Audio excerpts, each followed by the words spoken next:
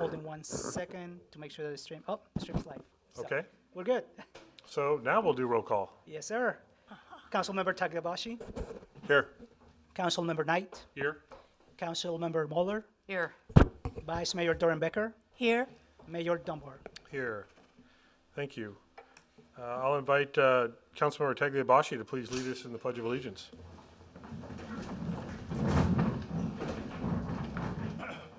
Pledge allegiance to the flag of the United States of America and to the republic for which it stands, one nation, under God, indivisible, with liberty and justice for all. Thank you. Next up is adoption of the agenda. I just want to recognize that there was a modification made to the agenda shortly after the initial agenda was released. It was just to add an omitted item, which is item 8D, which is the Measure L fire tax presentation. So that's been added since the original, and that was released several days ago as part of the agenda. So with that notification, is there a motion to adopt the modified agenda? I'll make a motion. Thank you. And if you want to hit that electric button to move it. All right. Hold on, it's not helping me out there. And there we go. So we have a motion, Councilmember Tagliabashi, I'll second. second. By Vice Mayor Doran-Becker. Please go ahead and vote on your tablet.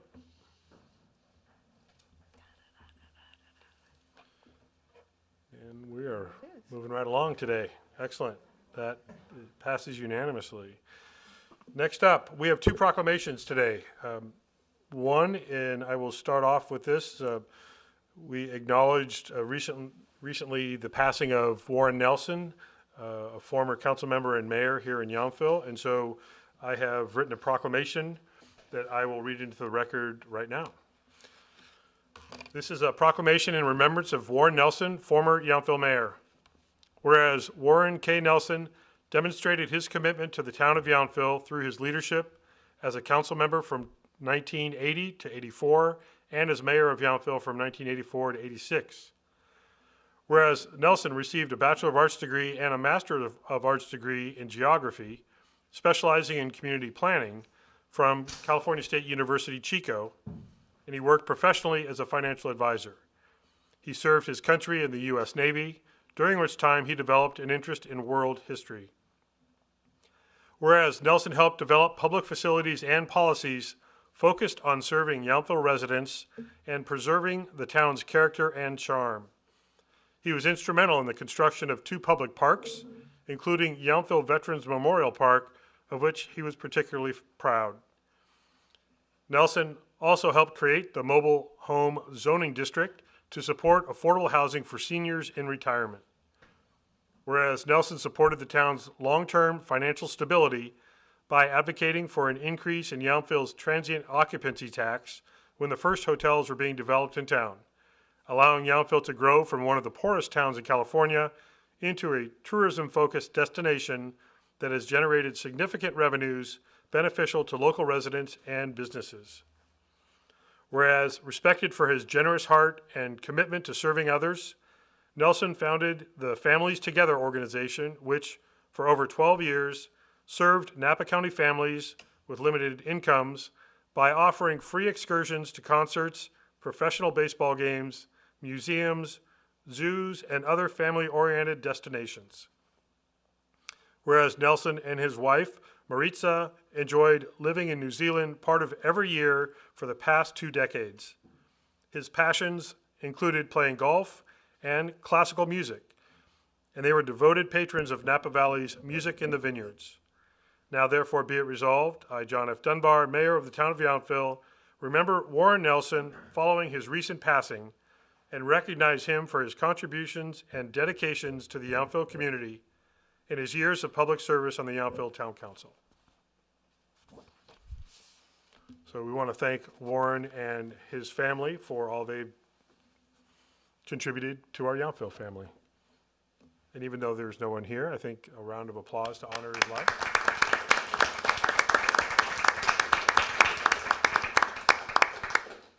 Thank you. Next, we want to recognize that May 1st through the 7th, 2022 is Professional Municipal Clerks Week. You ready, both of you? We are ready here. Whereas the office of the municipal clerk is the oldest profession among public servants that provides a professional link between the citizens, local governing bodies, and agencies of government at the local, county, and state levels. Whereas municipal clerks have pledged to perform their duties with integrity, neutrality, and impartiality. They remain current with the affairs of the office through educational programs such as new law workshops and City Clerks Association annual meetings of their state, county, and international professional organizations. Whereas municipal clerks strive constantly to improve the administration of the affairs of the office consistent with applicable laws and through sound management practices to fulfill responsibilities to the community and others. Whereas the municipal clerk for the town of Yountville provides oversight for legislative proceedings and professional support to the town council, town manager, and town staff, serving as the town's elections official and filing officer, records manager, prepares and distributes town council agendas in accordance with the Brown Act, maintains the legislative record of council proceedings, oversees board and commissions appointments, provides support to the town council and town manager, and acts as the custodian of the town seal. Is that all, really? And other duties as assigned. Whereas since the start of 2022, the town of Yountville has expanded the town clerk's office to include 2 professional municipal clerks, with Eddie Gomez serving as the town clerk and Hillary Gaade as the deputy town clerk. Both also are serving as members of the International Institute of Municipal Clerks, the City Clerks Association of California, the Municipal Management Association of Northern California, and the International City Managers Association. Wow. Now therefore be it resolved, I, John F. Dunbar, Mayor of the town of Yountville, on behalf of the town council, do recognize the week of May 1st through 7th, 2022 as Municipal Clerks Week, and extend appreciation to Eddie and Hillary and all municipal clerks for the vital services they perform and the exemplary dedication to the communities they represent. And because we need you to keep running our meeting, we had to have you sit in your seats rather than at the podium, but thank you both very much for all you do to support us.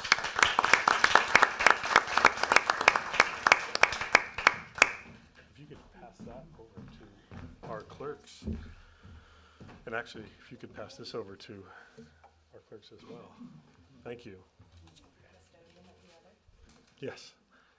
I do just want to add to that on behalf of my colleagues up at the dais that, and our town staff, that we've been through quite a bit since you've joined us as clerk and deputy clerk with multiple layers of platforms, Zoom, in-person, partially in-person, and you've done a wonderful job working together also as a new team. So thank you both very much, and we look forward to having your support for many years to come.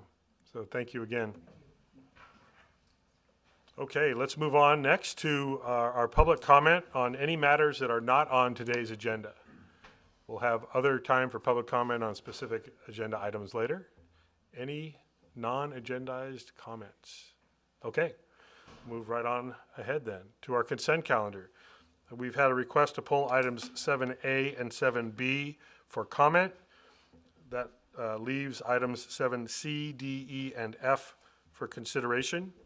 If there's no discussion of pulling or commenting on those, I'll entertain a motion on items 7C, D, E, and F. Mayor, I'll move consent calendar items C, D, E, and F and waive their reading. Thank you. Hopefully you have a screen up that you can make that motion. So motion, Councilmember Knight, second, Councilmember Moeller. Please go ahead and vote. And those 4 items are adopted unanimously. Thank you. So item 7A, we've had a request, both 7A and 7B, request by Councilmember Knight for comment. The first one will be on 7A, consider adoption of resolution 22-4116, amending the professional services agreement 2015-440 between the town and Colantano, Highsmith, and Watley, PC, for legal services to update Exhibit B, compensation terms. Councilmember Knight? Mayor Dunbar, I was just, I thought it appropriate to pull these items from consent, and if anything, it's for the reason that I am one of the newest council members, not the newest, I guess, as much anymore, but I wanted to recognize the work of our town attorney, Gary Bell, and for the excellent service, the just integrity, transparency of the work you do. I appreciate it, and I think I wanted to be sure the community knew that we, as we all in discussing this compensation package, recognize the excellent work that you do. So thank you. Yeah, Vice Mayor? I'd just like to second that. Thank you. And I think, Steve, did you want to comment about the fact that this is the first time we've considered any adjustment to this contract agreement for a number of years? I don't need to now, you've said that. Okay. So there's that. Gave you a chance, Steve. Any other comments on this? Or I'll entertain a motion to adopt this item. So moved approval of item 7A. And second? Waiting to see who hit the button first. All right, I believe Councilmember Mueller, motion, second by. Eddie, do we have a second officially? Councilmember Tagliabasci, I guess, actually beat you to the button. So with that, is there, okay, we have a motion and a second. Please go ahead and vote on item 7A.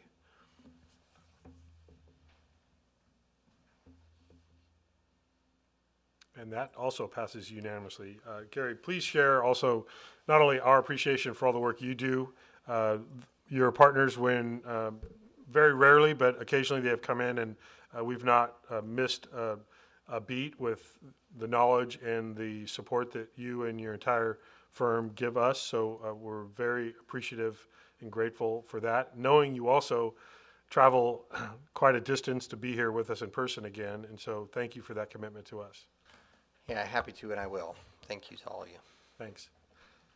Item 7B, similarly, consideration to adopt resolution number 22-4117, approving memorandum of understanding with Yountville Employees Association and YEA Mid-Management Professional Unit for the period July 1, 2022 to June 30, 2027. Councilmember Knight? Thank you, Mayor. I also thought it was important to pull this item and to recognize, for the primary reason, to recognize the town staff that do such an excellent work for our community, and to recognize that through this COVID period, they did not take a salary adjustment for at least 1 year. So the council reviewed their employment agreement and agreed to an increase over, I believe, a 5-year period contract, and I just want to recognize that I appreciate the work that everyone in the town staff does for our community, and thank you. Thank you. Any additional comments? Okay. I'm not seeing anyone from the audience, so we'll go ahead and I'll entertain a motion. Please go ahead and I'll move that we approve consent item 7B. I see a motion actually by Councilmember Knight, seconded. Sorry. That's all right. We can work it out. No. Oh, now that just changed. See, that's how fast Thank you. our Clerk. team is working over there. So, motion, Councilmember Mueller, second, Councilmember Knight. Please vote. That passes unanimously also. And I again, on behalf of the entire council, I want to recognize, now they're back to sitting in the back of the room until called upon, but also many of our staff that are not here in our meetings that make all these meetings possible and provide the services that we all enjoy. I know we have the occasion, like with our municipal clerk, recognition, public works also, but sometimes we need to remember the people themselves that are serving our community, and also will travel away from home some very late nights, weekends, during severe weather events, all of that, and then we come here and it looks easy. And so thank you for all the support you give all of us so that we can make educated and really balanced decisions on behalf of our community. So thanks to everybody on our team. And that deserves an applause too.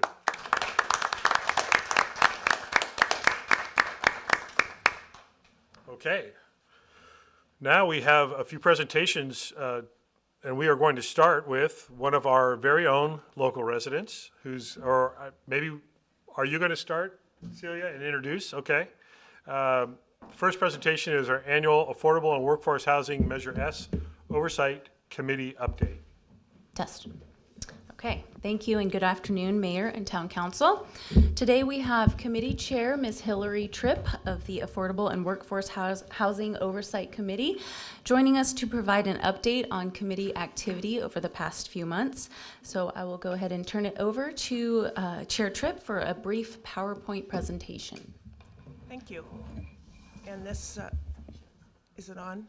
Yeah. And this will be brief. We could go to the second slide. So in 2018, voters in Yountville approved Measure S, which was a 1% increase to the existing tourist and occupancy tax to fund workforce and affordable housing. And as part of Measure S, an oversight committee was included in the voter-approved measure to assure that the funds were spent consistent with the purposes of Measure S. And so we have the Affordable Housing Oversight Committee. And you can see up there the committee members, currently myself, Max Compagnon, and Stephanie Levitt.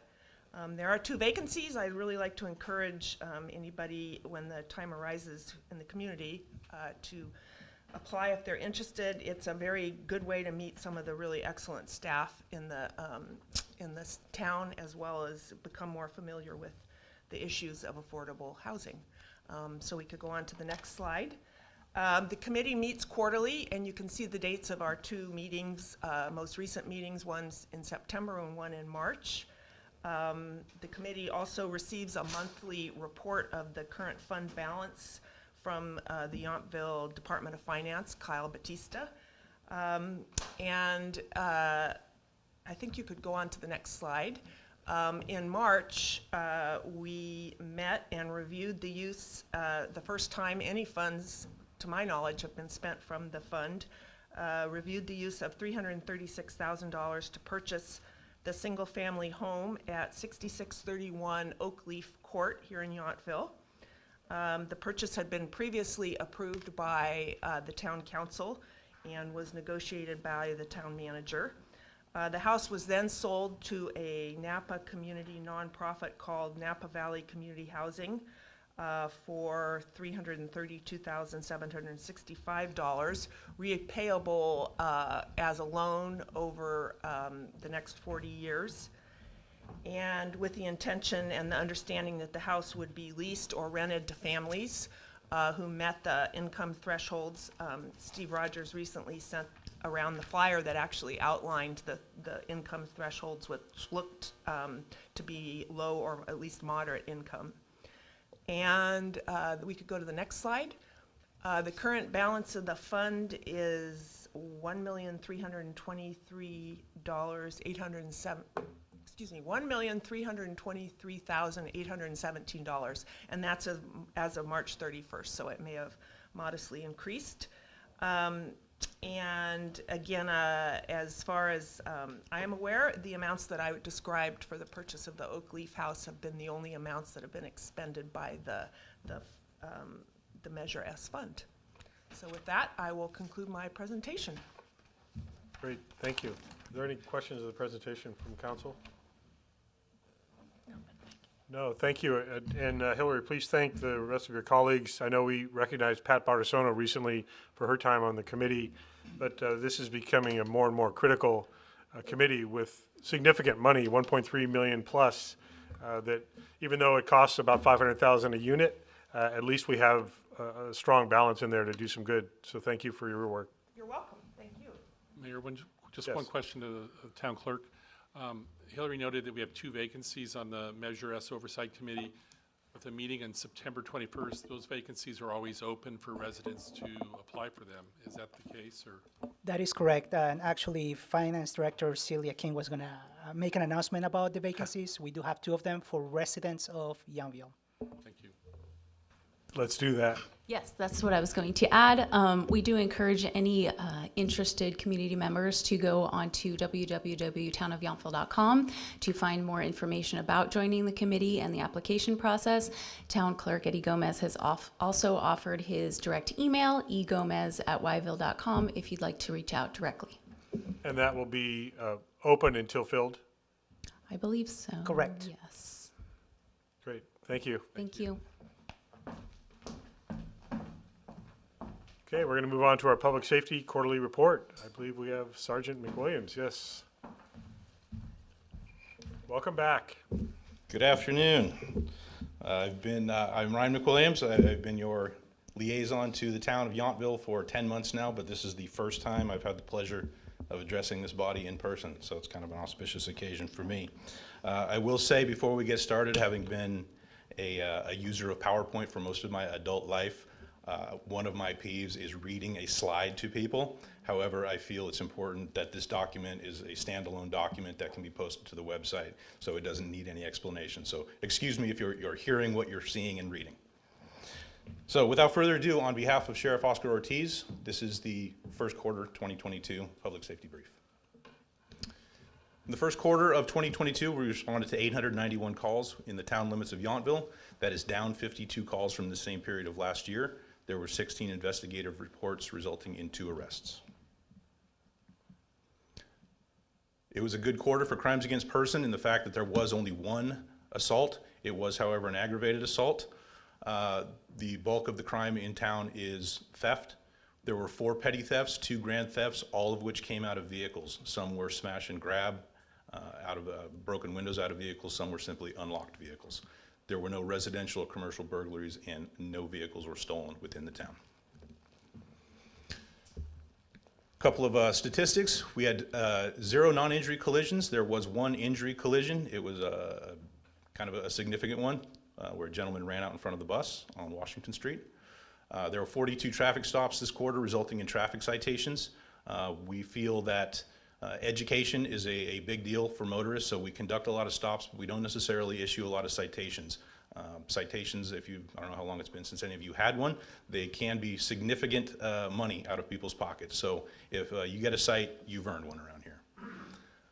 Vehicle checks, 11 were conducted, along with 44 parking citations issued. So this is, I've got a couple of slides here. I want to bring up a very good case that we had back on February 10th. There was a smash and grab burglary from the North Block Hotel. 2 prior convicted felons along with a 3rd subject. They burglarized a visiting couple's vehicle within 1 minute of them arriving at the hotel, parking and going inside to register. The video is shocking. I tried to get the video to work. It didn't want to get embedded in the presentation, but the amount of time that it took was shocking and how quick it was. You can see what was stolen among items: jewelry, cash, electronics, and a pistol. Deputy Van Noy responded, got the broadcast of the description of the vehicle, what they were looking for, sent that out all across the county. An American Canyon officer spotted the vehicle down toward the southern end of the county, and a very lengthy vehicle pursuit ensued. The suspects crashed in the city of American Canyon. They then fled on foot. After about an hour-and-a-half search, 2 of the 3 were apprehended. All the stolen property was recovered from the vehicle and from some on their persons and returned to the victims. In all, there were 29 officers and deputies involved in the response, including 4 canines, 2 drones, and a CHP airplane. I included that to just remind you and any members of the community who are watching this just what you get when you contract with the Sheriff's Office. A 30-officer response is pretty good. That's something that you should be proud of. The 2 victims, they're out of Austin, Texas, and they said had this occurred in their own city, they would have had to call a phone number, leave a message, and they would have got a return phone call in about 3 days. So they were pretty impressed with the response on that. Oh, excuse me, going back. So safety tip reminder, we talked a little bit about smash and grab burglaries. Unfortunately, it's very commonplace in Napa County and around the Bay Area, especially out of places like airport parking lots, restaurants, wineries, any place that people are going to gather and leave their cars for a period of time.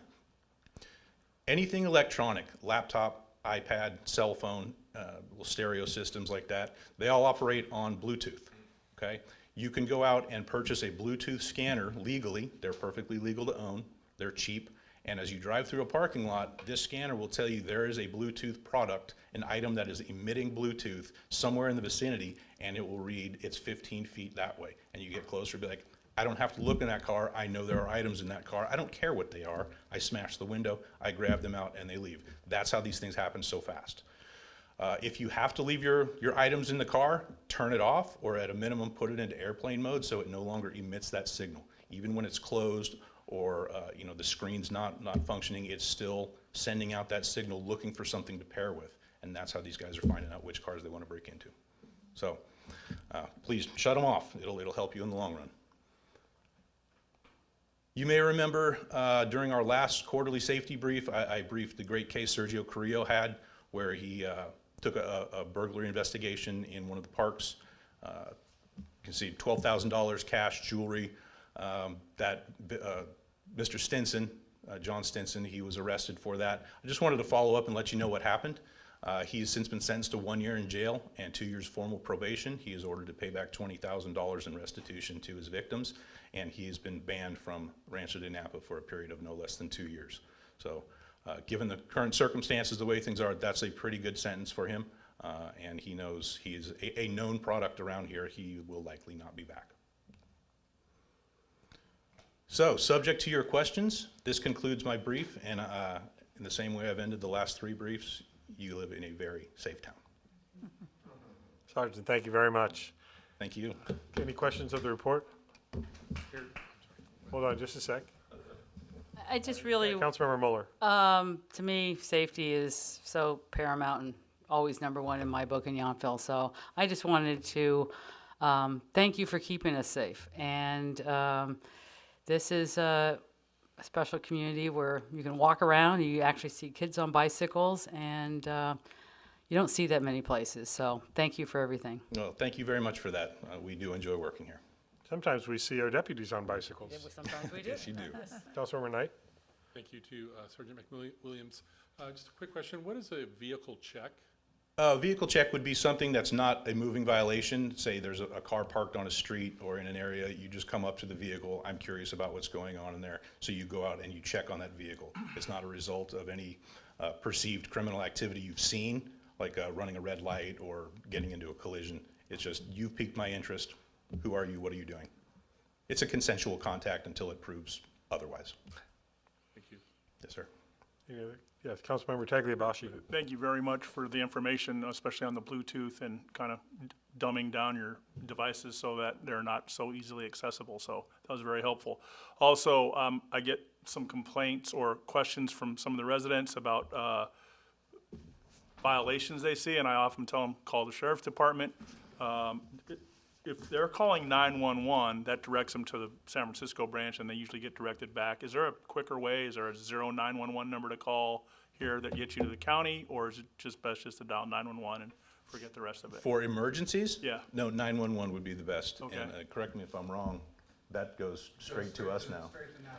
It used to all run through Highway Patrol and Yeah. hence get bounced to a place back to us. That's been fixed for a couple of years now. Yeah, last time I called 911, it bounced into Golden Gate Division, and then it took a while to get back into Napa County. That might be overflow. I know Yeah, it's not maybe. intended to work like that. All right, and but then yeah. the local number again for folks that want to just call the sheriff's department here in town. 707-2, oh, in town? Yeah. I'm sorry, it's 944-9228. Thank you. Thank you very much. Yes, sir. Appreciate all you guys do. Now you can applaud if you'd like to. Thank you. Jerry. Okay. And after that applause, Vice Mayor?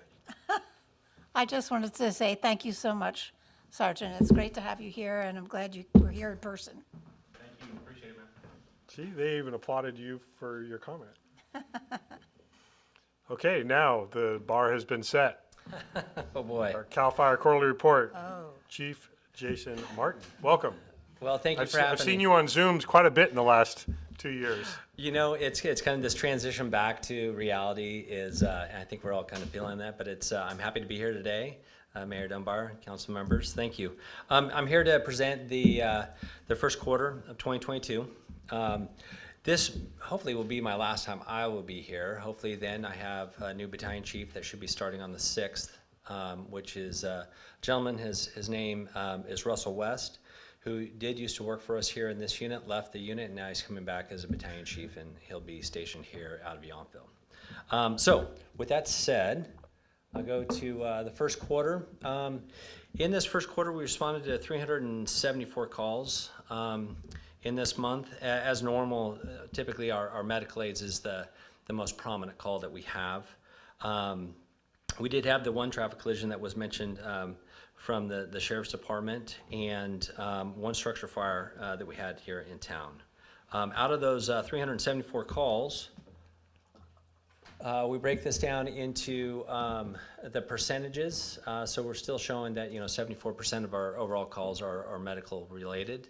And that's also why we ensure that we have a strong EMS training and requirements for the station at Yountville.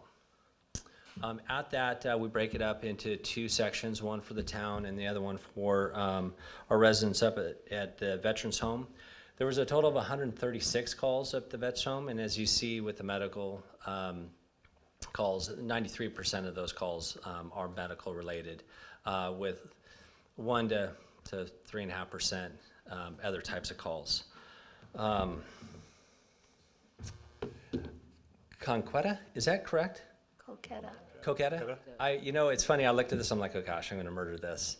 We did have a structure fire here in town, that there was smoke emitting from a structure. We did have a response out of Station 12, where they had to get up on the roof and mitigated with a small fire that had extended into the attic space. But of course, we typically try to reduce the amount of damage while doing the mitigation. Some people think that maybe we come in and just destroy everything and go with it that way, but we had a good response, and luckily it was a really minor incident for that structure. Well, we are coming into the wildland season, and this is actually really early. The fact that we had these small grass fires, they're just an indication of what we can expect through the year. These two fires were caused directly from the train movement along the tracks. And we did respond and kept them fairly small, but again, it's a really good reminder for everybody of the volatility of our environment. Albeit that we did have rain in this last month, it really isn't enough. So be aware of that. We're facing a pretty busy fire season, if you will, and it should be a reminder for everybody again. We once again had our annual Volunteer Fire Academy that started in January, and we had trained a number. They didn't give me the number that we had. I believe it was a number of 34 candidates that we provided training for. The Yountville Station, Station 12, is a key component in that training out of the Yountville training grounds over by the dam. So we had a lot of success with that program, and we look forward to continuing that level of training for our volunteer members. In addition to that, our interagency rescue team was invited out to Sacramento Metro Fire Department. I think they call it Metro Fire now. And we conducted a joint drill with that agency to refine our rescue skills. And it's just another method that we use to ensure that our in-house training isn't stale, and we look at other ways in order to do business and become more efficient in what we do. And then we were able to get, I think this was at Sterling Vineyards in Calistoga. We did a multi-day, multi-agency training exercise that was designed around looking at our deployment models, how we actually deploy our hoses and our tactics and strategies, and compared that with our other partners from other cities. And so we had a great opportunity to utilize that building, that structure, and that element to improve our overall fire protection throughout the county.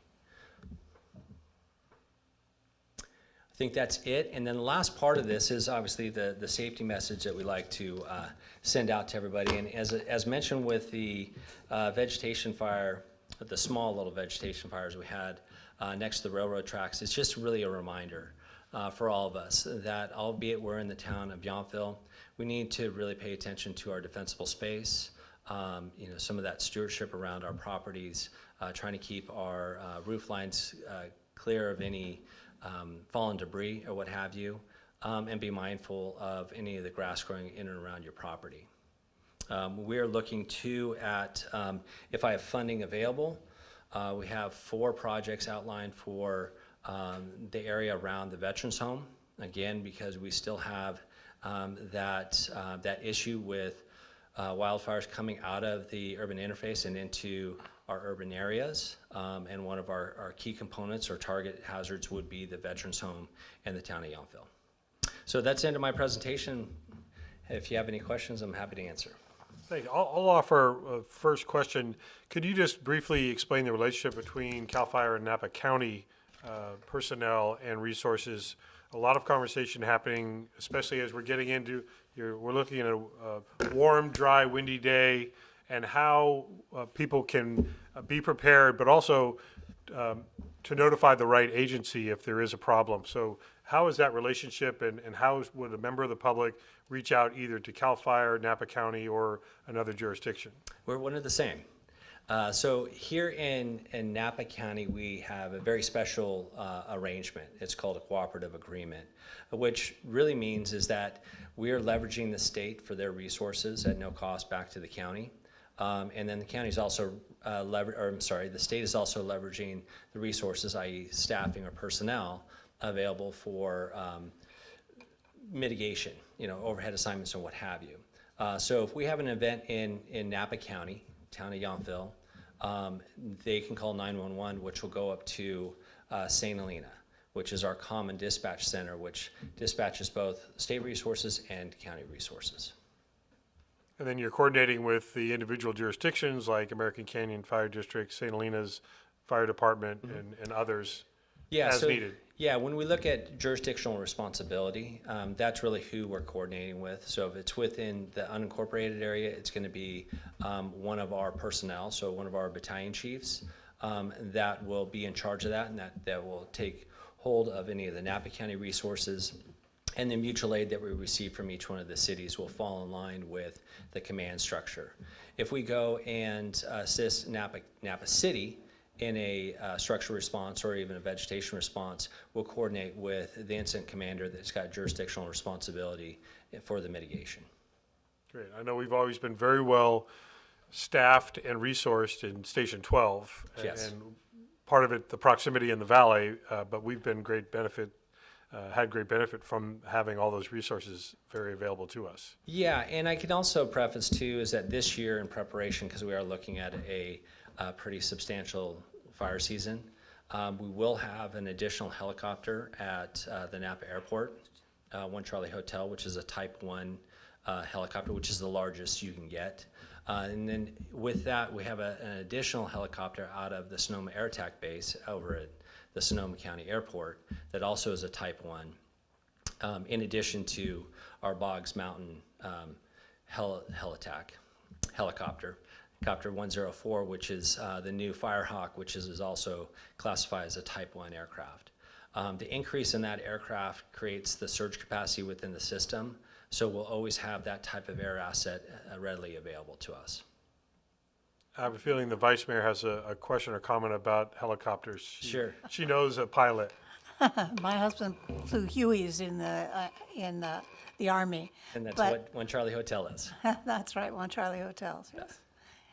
So I wanted to ask, though, about all of the retired 747s. Oof. Is there an opportunity for us for Napa County to, get our hands on any of those? Well, I don't know what the cost of a 747 is, but I think it's in the $100 million range. And the costs are probably close to maybe half of that cost. The 747 platform, which we call the Very Large Air Tanker, or VLAT, was taken out of service due to its ability to get into specific areas. So when we're dropping retardant, you have a flight limit. And you also have to slow the aircraft down to a very slow speed so that when the retardant comes out of the belly of the aircraft, it doesn't disperse and not stick to the plants. So they've really refined that program. CAL FIRE was the one that developed the large air tanker program through a company out of Canada. So the airframes that they use now, they still classify them as a VLAT, very large air tanker, or a LAT, a large air tanker, that are a bit more nimble I see. and have the reduced airspeed that's required to drop the retardant. I see. And we are serviced, by the way, because I do get this question a lot. The interesting thing about where Napa County sits when it comes to air assets is we're serviced by 3 air bases. So obviously Sonoma Air Attack Base, which has 2 fixed wing, and then Ukiah Air Base has 2 additional fixed wing, and then Mather out of Sacramento. That's where all the LATs and VLATs are stationed for the state of California. I see. When we get a response or a fire within Napa County, that triggers, if we supplement the aircraft, we are going to get a LAT or VLAT out of Sacramento.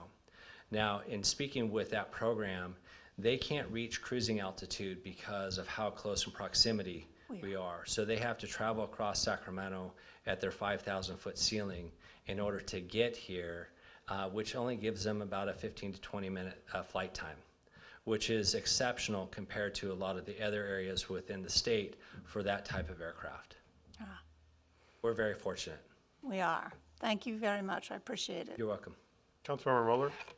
Just a quick thank you for coming and helping us with our little fire emergency at our shredded event and bringing Engine 12, and also John Farron's Public Works for bringing, I don't even know the name of that piece of equipment you brought, so just, we're just trying to do good things for our community, and little, things happen. A little mishap, sure. A little mishap, so thank you very much. Absolutely. It's our pleasure. We've always enjoyed this agreement we have with the town of Yountville. It's part of our program, and we're very passionate about the services that we provide. Any other comments? Yes, Councilmember Tagliabashi? Thank you again for all you do and for Sure. your presentation this evening. There was a letter that went out from CAL FIRE a couple months ago, it might have come out of your station, talking about the wildfire interface and Yountville's risk inside that interface and some of the active measures that can be done to help kind of mitigate some of that. I had quite a few questions and some anxiety, and I'm wondering if you can talk to that a little bit about what that means and what it doesn't mean, just to kind of clarify for folks out there that are If you can listening. give me some clarification on the letter, was it a defensible space inspection letter? It was a defensible space, but it talked about doormats being fire hazards and decks, and people kind of hit the alarm button and were quite concerned. And Yes. so I wanted you to kind of clarify what it was and what it's not. Yeah, and I can. I actually gave direction to ensure that we included everybody in the county area for those letters. It's general understanding. So when we look at the progression of a wildland fire, a lot of us make that association with the bushes and the trees. Where we have to really be cognizant is the transition period. And that's when the fire leaves the wildland and comes into the urban interface to the interface. And that's basically a transition from the vegetation into the structure mix, and it goes from structure to structure. So some of the things that we know work and or provide or prevent the spread of fires like that, in like wind events or what have you, is really that defensible space idea and understanding the flammable items that you have in and around your structure that you take advantage of every single day, your furniture on your porch or what have you that have flammable cushions. Those are susceptible to embercast, that those catch on fire that then spread into the property. So the intent of that letter was to inform the public of what are those overall threats and concerns and what you can do in the event that we have, like I say, a red flag warning. That would be, that for if you live out in the bushes, that's being ready or prepared to evacuate in the event that there is a fire. In this case, we have a red flag warning.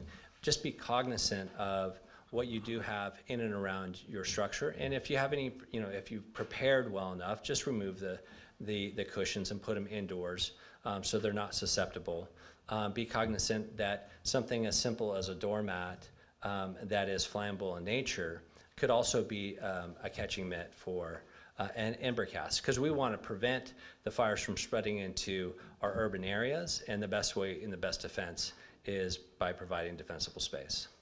Thank you. Thank you very much. You're welcome. I don't see any other questions or comments, so Chief, thank you very much for your presentation. It's almost as if we had the intention of having you speak before our next presentation. Sure. I think it's gonna, it segues perfectly fine. Great. Yes, it does. I appreciate it. I got to take off to another meeting. Again, thank you very much for this opportunity. Thank you, Chief. Have a good day.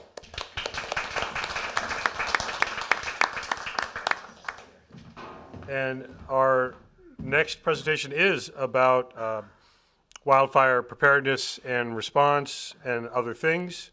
And it's about Measure L specifically. And we have Joe Nordlinger with Napa Fire Wise here, as well as Whitney Diver McAvoy, our Chamber President and CEO, who may be partnering on this presentation. So Joe, welcome, and look forward to hearing your presentation. Yeah, thank you so much for having me. And I believe we have it loaded The somewhere. deck we're going to queue up here. Well, I'll just talk a little bit about myself. So I am the president of the Mount Veeder Fire Safe Council. I'm a volunteer firefighter with Dry Creek Station 16, and I'm the vice president of grants for the Napa Firewise organization. Also a resident living up on Dry Creek Road there, and so this is an issue that's been important to me really ever since I moved out onto Dry Creek Road. It became very clear to me that we face a lot of risks with wildland fire when I saw the Rag Canyon fire blow up on the other side of the valley. So what I'm hoping to do today is talk to you a little bit about Measure L, inform you a little bit about what the measure is about, sort of how it came to be, and make sure that I am available to answer any questions that you have about the measure. I think I'm advancing, right? Okay, great. So what is Measure L? Essentially, the Napa Firewise organization launched a process to develop what's called a countywide community wildfire protection plan, and that was done with a grant from CAL FIRE. And that really sort of looks at the county overall and evaluates the fire risk that the county faces and thinks about things in terms of prevention and community outreach and education. So for the first time, I think Napa County was given with that CWPP a plan that said, here are the risks that the county faces, and here are a bunch of projects that, that we should be looking at to mitigate the risk of wildland fire, and here's a price tag for the first round of projects. So as Supervisor Gregory and other supervisors talk about it, that was the first time they were able to sort of really think about the totality of the risk, put a price tag on it, and that sort of got the county thinking about how to go about funding this price tag, because it was fairly substantial. It was about $50 million for the first 5 years worth of projects. What is Measure L? It's a 1/4 cent sales tax. The measure calls for the sales tax to be in place, a special tax in place for 10 years. And the revenues go to the county and the cities. There's a prorated way that the funds are allocated, and that proration changes over time. So it's disproportionate to the county for years sort of 1, 2, and 3, and then it starts to feather out over years 4, 5, 6, and 7, and with more money going to the cities. Quite a bit of oversight and auditing and transparency to make sure that there's an engaged public that has visibility in how the funds are going to be spent, with the majority of the money really going to fuel mitigation and fire prevention, as well as fire response efforts. A large part of the revenue would be paid for by visitors. The sales tax is doesn't apply to groceries, gas, and healthcare. And so a substantial portion of the tax revenue would come from and be paid for by visitors. So why do we need Measure L? I have been involved with writing a lot of grants for many years for these organizations. And when we look at the price tag associated with mitigating the fire risk in Napa County, we need more than $10 to probably $20 million a year to really address this issue. And so in order to do that, we need a durable funding source that will allow us to tackle these projects, and probably most importantly, we need a durable funding source that will allow us to pursue and unlock tens of millions of dollars in state and federal grant money. I've written dozens and dozens of the grant applications, probably been fairly successful at it by most objective measures. If we are successful at writing grants, we win 15% of the time. It's a lottery, it's a roll of the dice. And the reality is our scores when we apply for these grants are better if we have matching funds. In some cases, we have to have matching funds in order to receive the money that we're looking for these grants to do fuel mitigation projects. So when the county went out to look at a funding source, they did a bunch of polling. 91% of the voters agreed that there was some need for the county to respond to the risk of wildland fire. We all experienced it. It presents a number of existential risks to the county itself. With the glass fire, the 2017, 2020 fires, we've had sort of three mega fires in our county, if you include Kincaid as well. And I think it's all clear to us that these things have, really devastating consequences, and there are things that we can do in order to minimize the risk. We're going to have to deal with fire. It's going to be here, but there's things that we can do to mitigate and reduce some of the risk. So the reality is the Measure L is an objective. The objective is to create a durable funding scheme that will allow us to fund the work that we need to do within the county and unlock a lot of grant funding that will allow us to do further work along ridge lines. And we'll talk a little bit about some of these project priorities that we've got. Why else is it needed? Again, these fires have been devastating. We lost $1 billion in the 2017 and 2020 fires. The wildfires are becoming more frequent. They're not going away. And we can control fire risk, and we do that by reducing the fuel loads. And a lot of the money that we're looking at with Measure L is going to be focused on reducing fuel loads, doing pre-mitigation work, vegetation removal, expanding fuel breaks along key corridors so that we have better access and better evacuation routes. So these are just some of the highlights about Measure L, why it's important. Let me talk a little bit about what this after-action review, this community wildfire protection plan was, and by all means, give me a sense of time if I need to wrap up. The CWPP involved a wide range of constituents. It was really a community engagement exercise. We pulled in over 40 plus different organizations, all of the local community wildfire, the fire safe councils, and that exercise essentially allowed us to gather a lot of information. We brought in fire ecologists, forest ecologists, fire experts, a lot of folks that had a lot of local knowledge to really give us detailed information to think about fire behavior, fire history, weather patterns that affect fire, so that we could really create an informed document and allow us to think a little bit more strategically about how we plan long-term to deal with our reality of more wildfires. So that process took about 1.5 years. And it resulted in a document that's available for everyone to review. We have a community base map and the entire document along with a 5-year plan. And the document was done, the plan was developed in such a way that it creates a flexible framework. We have to understand that circumstances will change, and so the CWPP allows us to consider and adapt given new circumstances. We're in the process right now of updating that plan. We had a 5-year funding plan that called for about $43 million. We're extending that out 10 plus years based on some projects that we've completed and more projects that we've identified. This is a good example of what shaded fuel breaks are and why we're spending money on fuel mitigation. There are really three types of fuel mitigation efforts that are the priority that comes out of the CWPP. One are fuel reduction exercises along county roads. These are important for access and egress, evacuation, and access for first responders. These pictures are actually of a shaded fuel break that the Mount Veeder Fire Safe Council did with CAL FIRE and California Fire Safe Council money. It's on top of the Old Ridge Road. These are pictures that I took in 2017 during the Nuns fire. And you can see that the fire is sort of burning up on the left-hand side. It hit that shaded fuel break and it stopped. And that shaded fuel break actually allowed about 1.5 days of additional time before the fire burned over the ridge and moved further south. And there were critical time frames that actually allowed the fire response folks to get in there and really prevent the fire from moving further south along that ridge line. So county roads are key areas where we do shaded fuel breaks. perimeter fuel breaks around communities like Silverado, La Jolla, and then key ridgetop fuel breaks and fuel breaks where we need to provide staging areas. So it's reducing fuel and basically minimizing the risk and creating zones where you have more safety and more of sort of an insulative layer where a fire won't burn through. Other areas that the CWP focuses on are wildfire response. So the reality is we want to prevent fires, but when there are fires, we want to make sure we have more resources to respond. A lot on communication education, and then also protecting key infrastructure. Napa's drinking water has vulnerabilities. Hennessy's a big area of vulnerability.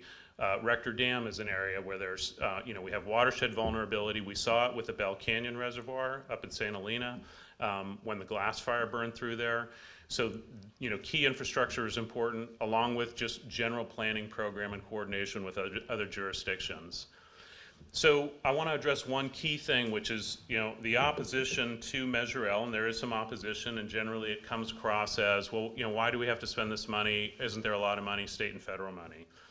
If you take all of the money that's out there for CAL FIRE grants, about 132, 135 million, if you divide that by the number of counties, 58, our pro rata share, if we got our pro rata share every year, it's about $2.5 million. The reality is we're not going to get our pro rata share every year. We're going to apply, we'll be successful, we'll get $5 million, then we probably won't get a grant again for 2 or 3 years. And you have to spend that money over several years. So in order for us to access the money that we need a durable funding source, and then that will help us with our scores. It will allow us to pursue other grants, and it'll allow us to be much more successful in terms of generating the funds that we need to address these projects. Everyone understands the environmental health implications of these fires. They affect all of us, not just county residents. They affect city residents as well. And so we all understand that school closures, work closures, smoke days, all of these things have big impacts on health, and so that it affects all of us. Our view about Measure L is this is kind of we're all in this together. It's not us versus them. It's really all of the county coming together, the city dwellers, the county dwellers, to understand that this is an issue that needs to be addressed. And these fuel reduction projects require a lot of environmental compliance issues. So we have to abide by CEQA. And so when we think about these fuel mitigation efforts, it's not just the cost of the work, it's actually the cost of all the compliance as well. It's important to understand that these projects require maintenance. When we go do a project, it might cost $500,000. If we don't go back in 3 to 5 years and maintain that project, we essentially wasted that money and we have to start from scratch. If we do it properly, the maintenance is about 20 to 30% of the original implementation cost. It's also important to understand that the maintenance is a key part of the funding strategy. So a lot of the grants that we pursue are only available for new projects. And this is where the county money is going to be important because we have to go back and maintain these things, and generally we can't get grant money to maintain these projects. Things to understand as far as economic benefits. One of the things that people are concerned about is the fact that there is a lot of inflation right now, and a quarter-cent sales tax translates to about $12.50 on an annual basis per individual. We get that. The inflationary impacts of catastrophic wildfires are very, very impactful as well. Everything from rents to housing stock to materials for construction, et cetera. The other thing is we have to address this issue to really ensure that we minimize the risk that many people face in terms of the insurance industry. And there's legislation that's currently being processed which talks about communities becoming fire safe in order for the insurance industry to operate in certain markets. So these are all things that we have to take into consideration when we think about the economic impacts, not just of inflation, but what do we do if we don't act. This is a little breakdown of basically what the cost is. On average, it's about $12.50 per person per year. We don't mean to minimize the fact that there is inflation in this economy, and we understand that, but we think the impacts of not acting and not coming up with a durable funding source are much worse and far riskier. This is a lot of the endorsement and support that we've received from our coalition. We've been working on this for quite a bit. I think it's important to know that you have a pretty diverse group of people here on one slide. That says a lot about how this issue affects people in a variety of different circumstances and with different political perspectives. We've built a pretty resilient coalition, but there's a lot of work to do in order for us to keep moving this issue forward. So there was a great editorial in the St. Helena Star. There was also just an article that came out in the Napa Valley Register. Take the time to read those articles. Very informative, great perspective, good reporting. Any questions? I'll just invite Whitney Diver McAvoy if you have any final comments to add. Absolutely. Thank you so much. So I just wanted to remind everybody, this is actually going to be on the June 7th ballot. This is a ballot measure on your June 7th ballot, which is coming up in a couple weeks. As a quarter-cent sales tax, it needs to pass by 66.67%. So that is a very high threshold. It's polling well, but every vote counts. So if this is something that you're supporting in council, we're here today to ask you to support this measure. But if you're supporting this, we ask that you talk to your neighbors, your friends. You know, we heard the presentation by CAL FIRE just a few minutes ago. This is really important. If it doesn't pass now, we do not have the dollars to fund the CWPP in the county of Napa, which means we're going to have to either come back at another election or figure out another solution. So there is a sense of urgency here. And so I just want to remind everyone here who's here in the room, but also listening online, how important this is for us to really rally around on the June 7th election. So thank you. Thank you. Were there any questions? I think Councilmember Knight, you were the person, if I remember correctly, that had brought this up about, I had made some comments about the ballot measure activity, but to have a presentation so that we can learn a little bit more about it. We're encouraging people to make sure they vote. We're not telling you how to vote. We're telling you this is providing information so you can be informed. And we may have something on our future agenda for potential council action if we decide to go that direction. But thank you. Any specific questions of the council at this point? Vice Mayor? I just have one, and that is, if it doesn't pass on the June election, can it be put on the November ballot as well, or no? I mean, I think that would be the intention, is to go try to get it on the November ballot, and to keep at it as a source of funding. Thank you. Thank you. Thank you both for the presentation, and people should go and reach out to inform themselves beyond just this. So Absolutely gather the information. It will be in front of the voters, and we hope people will take the time to really learn about it. the ballots come out May 9th.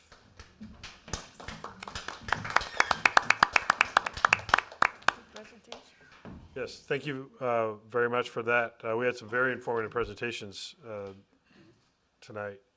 We're going to move ahead now to our public hearing.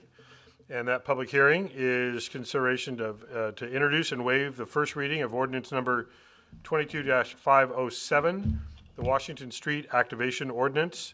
The proposed Washington Street Activation Ordinance is to establish a process to permit business owners in the Washington Street Activation Zone to allow for accessory uses associated with the business operations that either occur outside or provide interest to Washington Street. And I'll be opening the public hearing after we have a staff report to start with this. Kirsty. Hi, good afternoon. I don't think so. The light's on. Okay. Let's just make sure you're close enough to it so we hear you. Okay, it's with enthusiasm that I'm here to represent the Washington Street Activation Ordinance.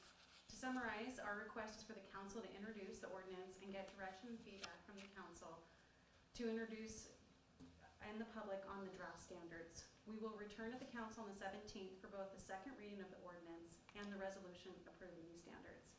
For some background, staff presented to the council on March 15th to receive direction on the elements of the economic recovery program that the council would like to have on a more permanent basis. We called this the positive outcomes of the pandemic. The council provided direction to staff to return with a streamlined process for approving 3 elements: outdoor dining, temporary retail, and curbside pickup. Since then, staff has reached out to the business community, sent letters and emails to all the participants in the ERP, and presented and received feedback from the ZVRB on April 12th. As discussed, the proposed ordinance authorizes staff to permit these 3 activities ministerially if they meet certain standards, with either a permit or a license agreement, depending on if they're on private or public property.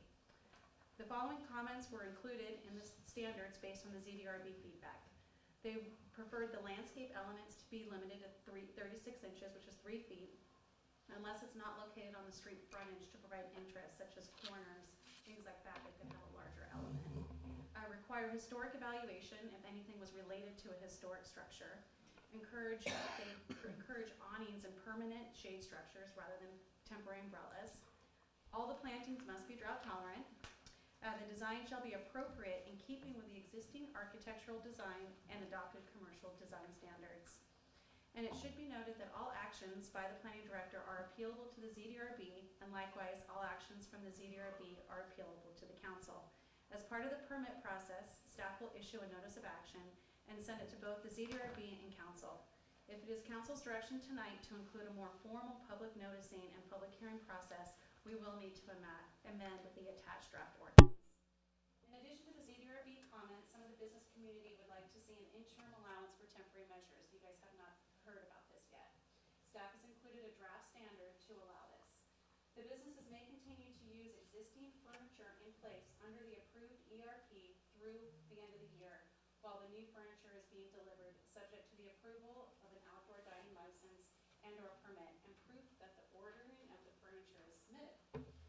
In summary, staff anticipates about 20 of the 40 businesses that participated in the ERP will apply for these permits associated with the Washington Street Activation Ordinance. Staff will work with the applicant to submit a complete application consistent with the draft standards, and ongoing enforcement of these permits or licenses will happen annually as part of the use permit compliance program. That concludes my staff report. I'm happy to answer any questions, and more importantly, I welcome any feedback on the draft standards from both the council and the public. Thank you. One question I'm going to start with that I'm carrying over from previous conversation about this is the use of tents. You talked about non-temporary, like umbrellas, and that the ZDRB was recommending something a little bit more substantial, I'll say, or semi-permanent. Was there a specific discussion about that, and how would that factor into the recommendation? Tents are not allowed as part of the Washington Street Activation Design Standard. They would be allowed only as part of a special event permit. If there were any tents remaining, which I don't believe there are from the ERP program, they would have to be removed by June 30th this year. And the permit process doesn't define it as an individual day or specific event. It could be for a period of time that would be defined. Is that accurate? For a tent? No. The design standards do not allow for temporary tents. Temporary tents would only be allowed as part of a special event. I understand that, but a special event permit isn't for just one day necessarily, or one event necessarily. Only because I just reviewed it. It's not just for one day. You could actually apply for a special event for multiple weekends or multiple weeks. That was part of the conversation we had prior to this, when tents were not included, that there may be either a special event permit or a modification to a use permit. Is that accurate, Steve? What I would say is there is a provision already in place with our special event permit that allows for limited use of tents for an extended period. So that's not being included as part of this program. That still exists. If somebody has a need or an event, then they can bring forward through the special event permit process for a tent. So I'll follow up with why are we separating out tents from structures that you just described that could almost be like a tent, which is an awning or some other shade structure? We seem to be separating those two. I think the intention of this ordinance is to provide a more long-term, permanent outdoor furniture appearance that looks more integrated into the architecture of the structure. And I think the business community is excited about investing if they could have some confidence that this is a long-term measure. So with that, I don't believe that the business community's need would be for a temporary tent. Temporary tent could be requested as part of like a retail activation pop-up, and those have specific different standards. I was specifically responding to your question as it relates to the outdoor dining design standards. Okay. And I'll also add, Mayor and Council, tents also have an additional level of permit requirement through CAL FIRE and limitations through that structure. So What we're looking for here, based on prior feedback and in talking with the business community, is really a more permanent solution, not so much the temporary that was benefited by many of the businesses during COVID, especially recognizing, for example, many of you may be familiar with Bastille Day. There's tents that go up. That's all permitted under our already in place special event permit. So we really felt that we were addressing most of the concerns, and we really wanted to try to focus something, and the intent really was on that lively street activation so that people saw activity, and that's what's driving I this. think Cinco de Mayo celebration that's coming up in a matter of a couple days is even more timely. That is true as well. Okay. Okay, thank you for the clarification. Other questions of staff report before I open the public hearing? Actually, I'm going to go ahead and open the public hearing anyway, because we have some feedback that we're already getting, and I don't want to forget to formally open the public hearing. Yes, I do have that, and we also have members in the audience that I suspect some of them are going to want to speak directly. So we'll go ahead and, I think, so we can get them on the record, hear from the folks that submitted public comments. If you could read those into the record, please, Eddie and or Hillary, and then we'll go to live public comment. Yes, Mayor. The first one we'll receive is from David O'Malley. Good afternoon, council members. From Chef Michael Cherello, myself, and all of our Youngville team members, we want to thank you for all the temporary modifications to business operations that you have allowed Bottega, Ottimo, and Coqueta, Napa Valley through the COVID pandemic. It has been tremendous help to know that we have local governmental support to allow us to survive this crisis and hopefully come out stronger on the other side of this pandemic. This has been a stark contrast to the reception that we have received from the BCDC, Bay Conservation and Developmental Commission, with the restaurant Coqueta San Francisco on the San Francisco waterfront. Thank you. The flexibility for outdoor seating allowed us to pivot with all the changes in COVID rules so that we were able to keep the majority of our internal guests employed through these challenging times. Outdoor seating also allowed us to best service our external guests with any concerns they might have had regarding indoor dining. This allowed us to survive as we waited for business demand to return to Youngville. The outdoor seating modifications has not altered our internal guest headcount. We have just been able to spread out our team members in creative ways to service our guests. These temporary modifications also allowed us to reimagine our business models, and with the help of federal governmental financial support, we are looking to reinvest in our business to better serve our local clientele as well as visitors to Youngville. We are currently working through some new proposals that will allow us to invest in more permanent furniture and landscaping around our businesses. Thank you again for all your continued support. We look forward to a great recovery. Our second comment is from Hillary Tripp. I support the ordinance extending outdoor dining along Washington Street. Residents and visitors have enjoyed this option. The ordinance has adequate protections to make sure sidewalks are usable and includes provisions to make sure the furniture and setup are aesthetically pleasing. It makes good sense that this activity is subject to a license agreement with the town as opposed to the more lengthy use permit procedures. This makes it flexible in terms of standards set by the town and more expeditious for the businesses involved.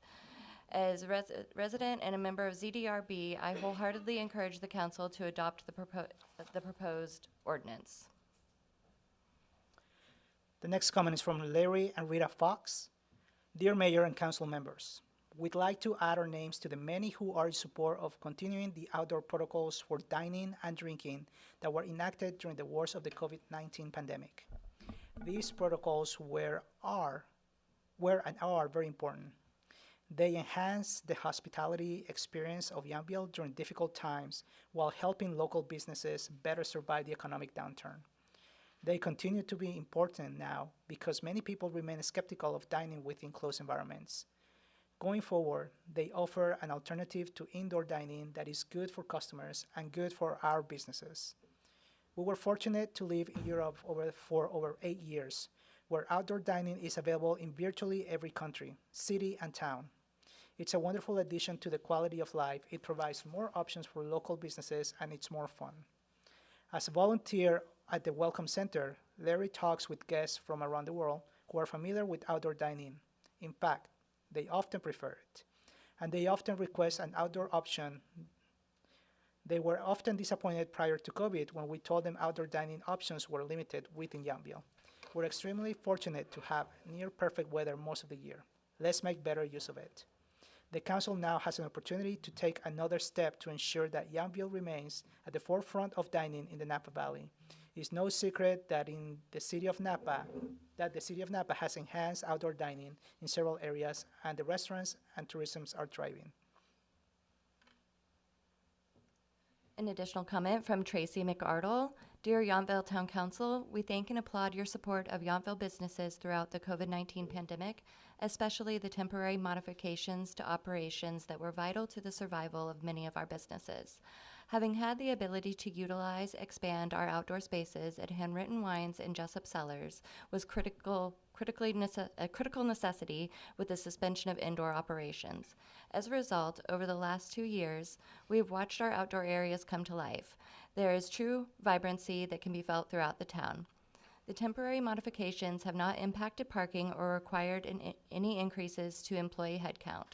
Our goal is to make our outdoor spaces as beautiful and functional as possible so we may continue to deliver the world-class experiences for which our businesses in Yountville are known. Therefore, we are investing in permanent solutions for outdoor furniture, shading, and landscaping. Operation Beautify. Again, we are sincerely appreciative of the temporary modification opportunities of our businesses in an incredibly challenging time. This program exceeded our expectations of the town's commitment to local business prosperity. We hope that the temporary modifications will become permanent, and know it is our promise to continue to use the outdoor spaces positively, responsibly, and beautifully. Sincerely, Tracy McArdle. And those are all the electronic comments we received for this item, Mayor. Thank you. So I'll invite any members in the audience that would like to speak to this item. You could each have up to 3 minutes if you would like. Some of you I know don't like to come here, and you're here, so. That's not you, Whitney. Yeah, I know. I'm assuming this is on until I hear otherwise. I have a prepared statement, but I want to say, well, first of all, it's really great to be back in person. I think the last time we did this was over 2 years ago, so nice to see you all. But our great experiment worked. I mean, we were the first to do this in the Napa Valley. We did this back in April 2020, and I know we were all questioning how it would work, but it did. So I think that's pretty cool, and I just wanted to acknowledge that. So, all right. Mayor Dunbar and council members, first off, I can't believe we're back here in person again. The Washington Street Activation Ordinance is a culmination of 2 years of support and collaboration between our business community, our town staff, and council. What began as the transitional support program and then the economic recovery program has evolved into what we have before you today. Yet again, the Yountville Town Council has stepped up to actively support our business community. On behalf of our businesses here in town, we can't thank you enough for your partnership and support. The COVID-19 pandemic revealed how important the connection is between the economic vitality in Yountville and the quality of life we enjoy here in town. The Yountville Chamber of Commerce is supportive of the ordinance as presented by staff here today. We believe the administrative process for approval is not overly burdensome on our businesses and will enable them to participate more quickly, which is important as we move into this very busy already spring and summer season. Additionally, I would like to take a moment to thank the ZDRB for their feedback and support. I'm really glad we went through that process. It was great to have their input to this as well. And I'd also like to thank Kirsty for everything. She's been an absolute rock star and an incredible partner through this process. Thank you. The Yountville Chamber of Commerce will assist our businesses through this permitting process and ensure that they are aware of the deadlines and requirements that need to be met. We thank you for taking this up today and ask you for your support of the Washington Street Activation Ordinance as presented. Thank you. Thank you very much. Who else would like to share? You have up to 3 minutes. Okay. And I understand that we might be having an audio problem with Councilmember Knight. His microphone, is that, are we okay? Can you just go ahead and speak into it? Hello? Or We're good? Okay, It sounds like it's working, Mayor. okay. It might be that it was just a little bit low and you were speaking over it for a comment earlier. Okay.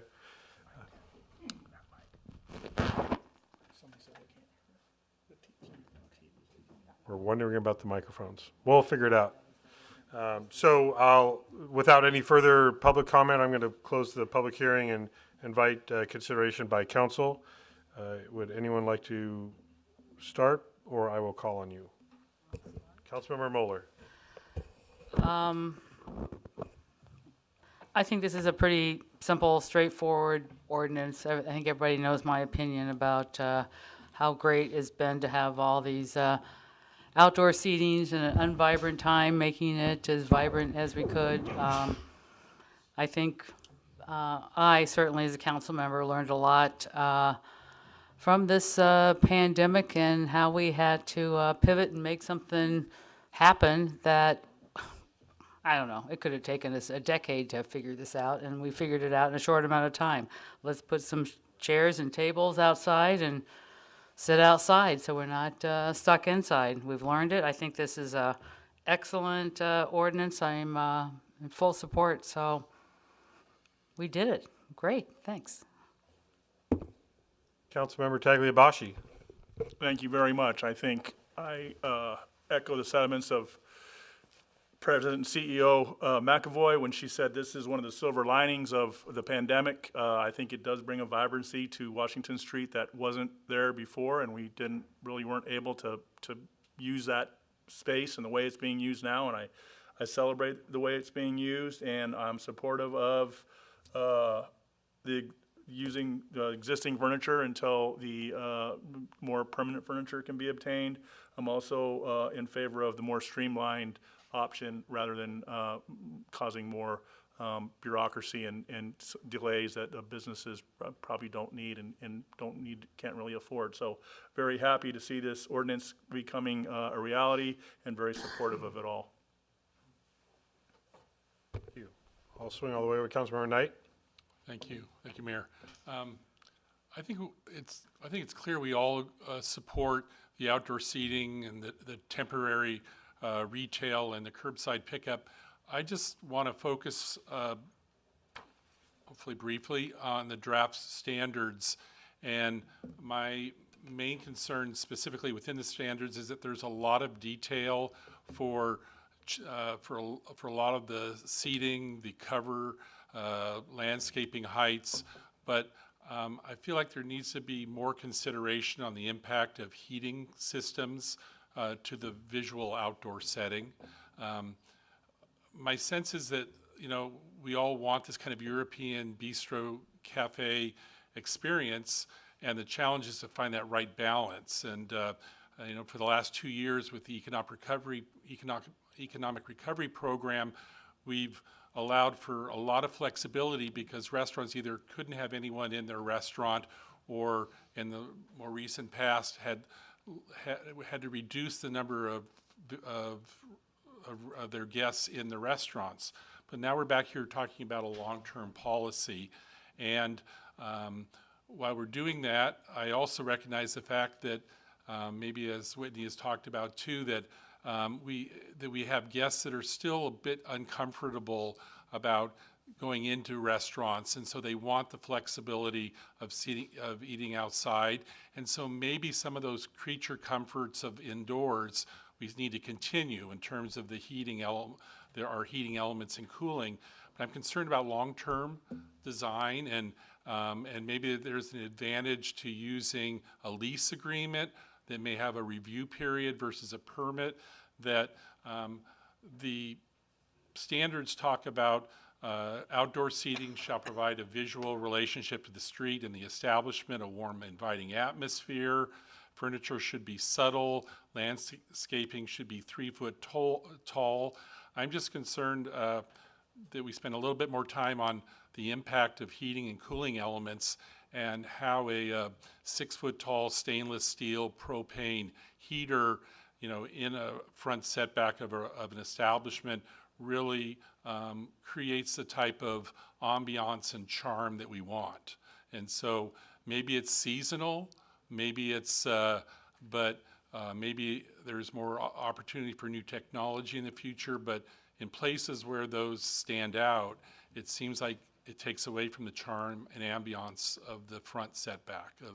And so that's my only concern, and something I'd like for us to consider and you know, look at what options we have. Do you mind if I respond real fast? Yeah. Right now, it says independent heating and/or cooling systems shall be integrated into the design. So I think one of those criteria, when they submit, it would be something that the staff would work with the applicant and say, how are these heaters gonna be, and how are they gonna be integrated into the design? We didn't wanna give out too much information, but one of a positive example that we saw when we were walking around was at North Lock Hotel. If you see their little outdoor area, the heaters kind of play into the design of the outdoor area. So I think those are the elements that staff would be considering.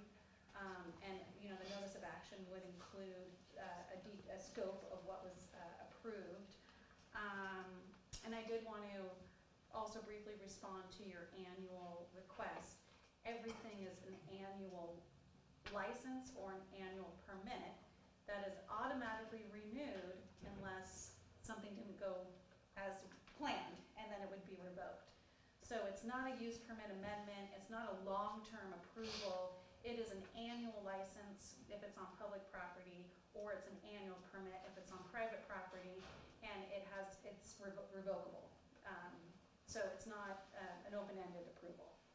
Thank you. Just a quick follow-up, Mayor. So, and I totally agree that looking at the standards, I think there's a lot of description, a lot of detail. I mean, specifically talking about height of landscaping. And so I was just trying to be cautious that in a description for independent heating cooling systems that shall be integrated into the design, there's not a lot of detail. And what that means or how it affects really what the letters we received about really creating that European charm and ambiance in a setting in the front of a restaurant, that it's not overwhelmed by infrastructure. And maybe the fact is at some point now we are allowing all these creature comforts because people don't want to sit inside, but in the future, you know, sitting outside with a warm jacket when it's raining a little bit or it's cool, maybe what some people want, and we may not need these.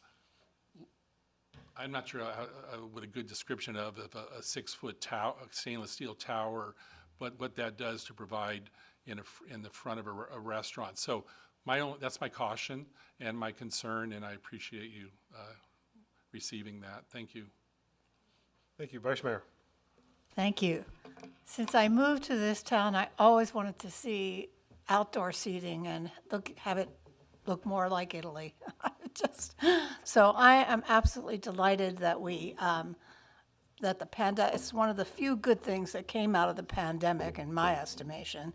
And it has created so much more ambiance and a much more vibrant streetscape. So I heartily support this, and I believe in the planning department's ability to negotiate, use your good sense of, you know, what is going to look good, and helping our restaurateurs and other businesses to choose those things that will be the most attractive and the most convenient and the most comfortable for our guests and our residents. So I'm delighted. I totally support this. Thank you. And I'm going to start my comments with a thank you also to our Zoning and Design Review Board for the thoughtful review and additional suggestions. I think it's important that we got that perspective. The members of our business community that are here tonight, thank you for being here. Since you're being speechless, I'm assuming that you're here in support of things that are helping your business. I'm going to make that assumption. Correct me later if I'm wrong. But what I also want to kind of repeat is I remember how I've been up here for 18 years now, and in the beginning, we were very concerned about what was going to happen if we allowed things to start activating outside, you know, because one person thinks something looks aesthetically pleasing, another person thinks it's clutter.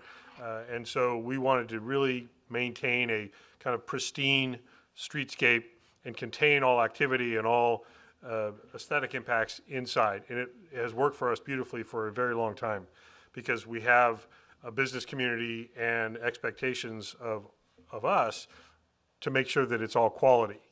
And I think to Councilmember Knight's point, this is another example of that, where some people love the flame heaters that maybe don't even heat that well, but it's more of an aesthetic, and some don't like them at all. And so does it help with heating or other elements that help cool?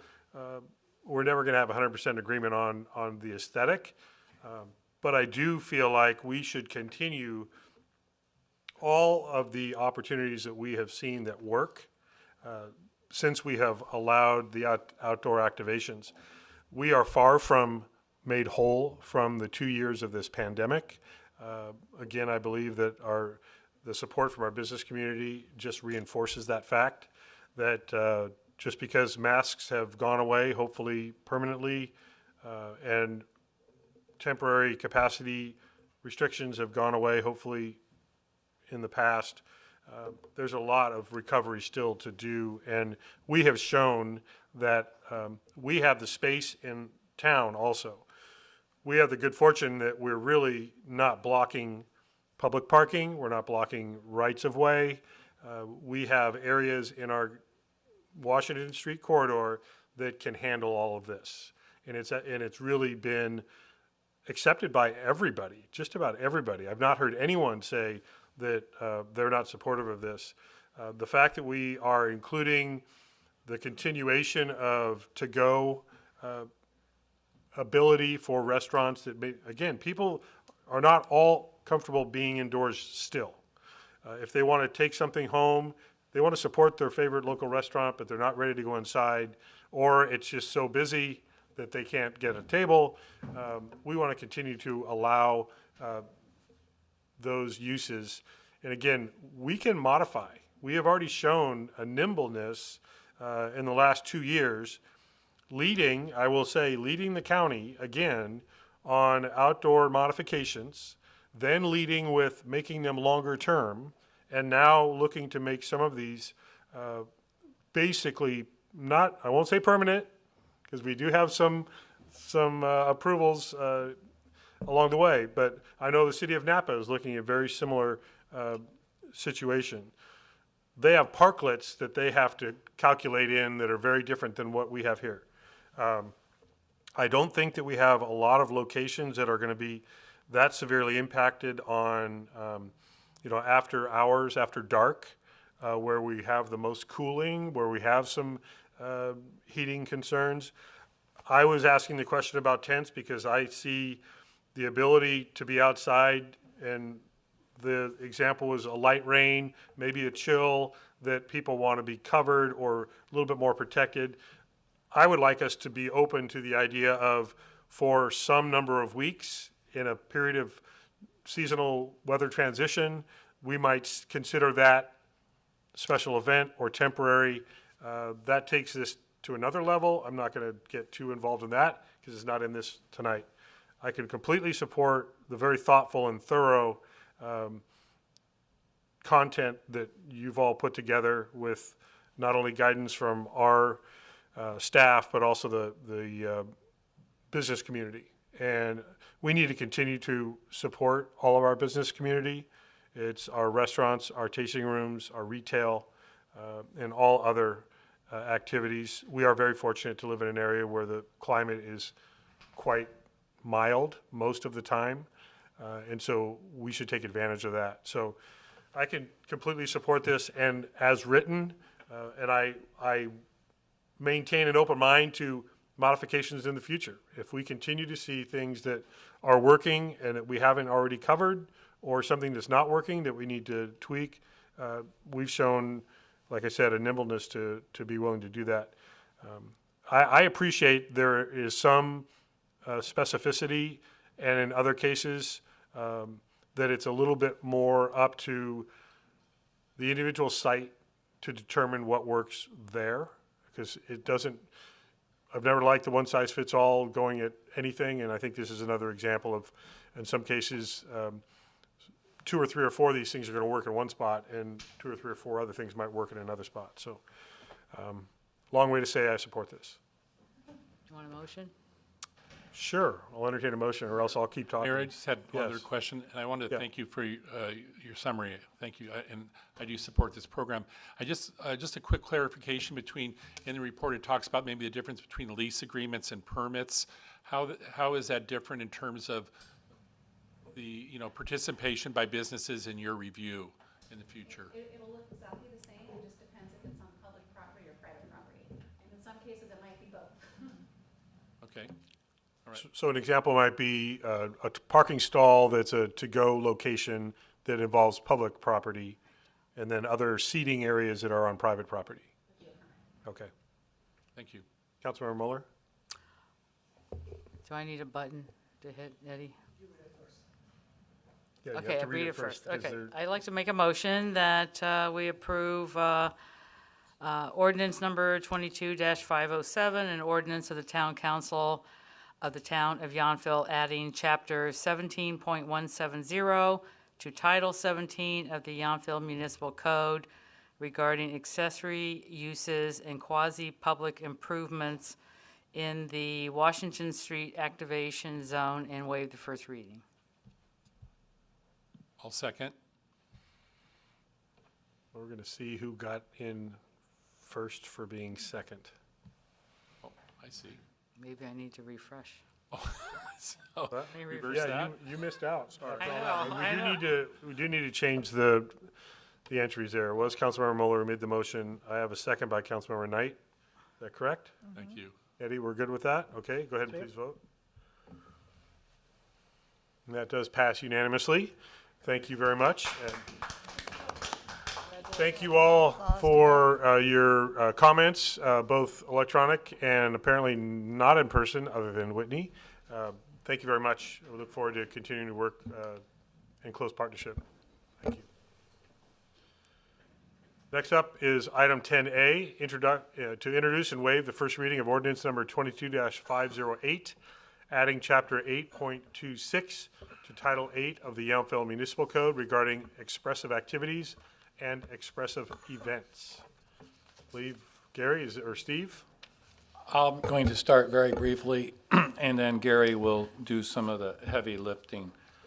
What I want to start off with is making sure people understand what this is and what it isn't. Because the first thing I really need to stress, this is actually about protecting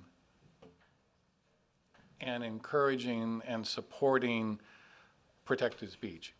Even though it sounds as it may be limiting, but we have an obligation to allow for protected speech. And protected speech at times can be challenging for some people because if you support the message or the concern. But I want to share with you, we stumbled onto this issue recently over several situations. We've had some groups, some of you may be familiar with the religious group that would regularly appear at the community center and or the post office and would set up a table and hand out brochures. So may not surprise some in the community, but we would receive phone calls going, what are you going to do to take care of them? They shouldn't be there. And then I have the unfortunate, to that person's perspective, I have to explain to them that they actually have a legal right to be there. And I'm going into some detail because I want people to realize we're talking about a limited range of activity where basically the people involved are setting up a box, a chair, a table, a folding ironing board. And I share that because some of you, when you talk about it, we had candidates that wanted to do the right thing by come up and get a permit so that they could do signature gathering. We have a cumbersome process. For those of you that have seen our encroachment permit, simple would not be appropriate.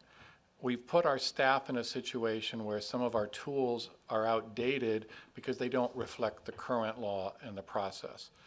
And we also have a situation where you have petition signature gatherers. That's my favorite one with the ironing board, because you quite often see them set up the ironing board and then they got their petition.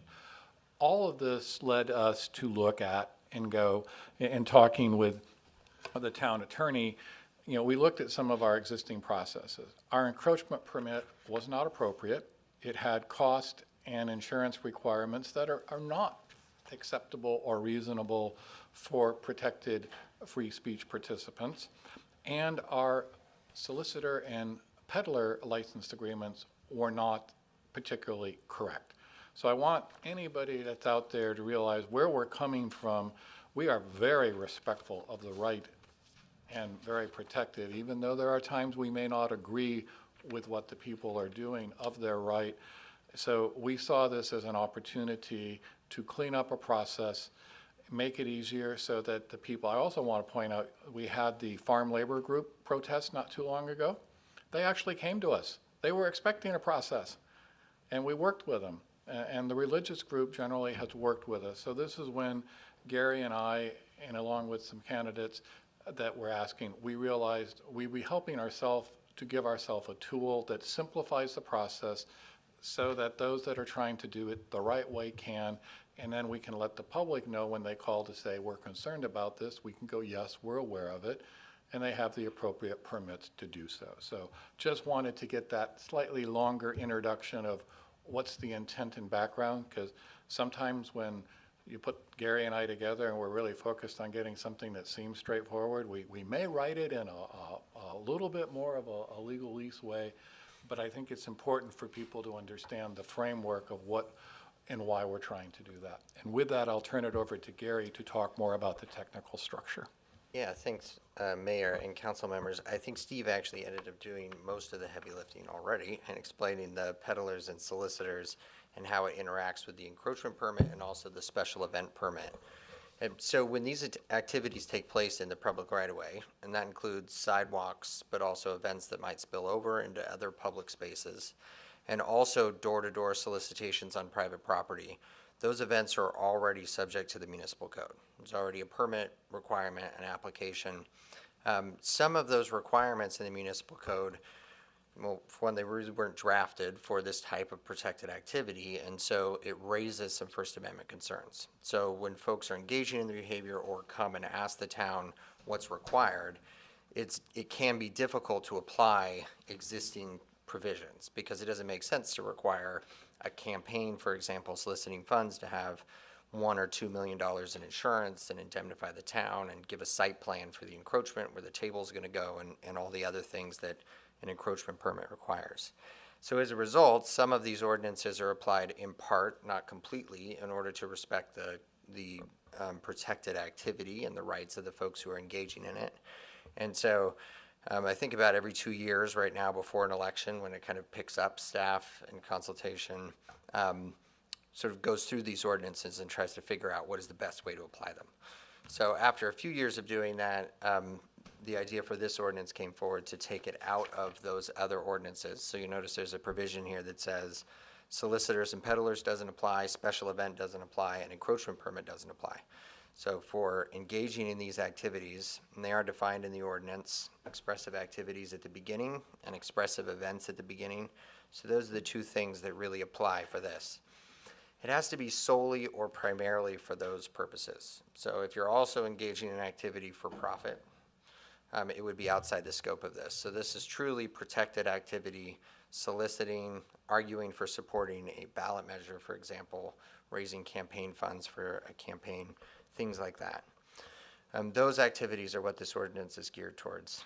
And if it involves other things, the other ordinances would still apply. So it creates a permit process. It can be applied for up to a year in advance, but there's no requirement to apply for it a year in advance. You can also apply for it, I believe, 5 days beforehand. And then it gives a relatively short period for the town to act on it. Under the peddler and solicitor ordinance, they have to submit an application 10 days beforehand, before engaging in it. This has a shorter period. The town has longer to act on it. Under the encroachment permit process, I understand from talking to staff today, it's usually 3 days after a complete application is submitted there's quite a bit of back and forth before a complete application occurs. So even that process can be a week or more depending on how much information is submitted and how much back and forth occurs. So there's a fee here that's not established in the municipal code.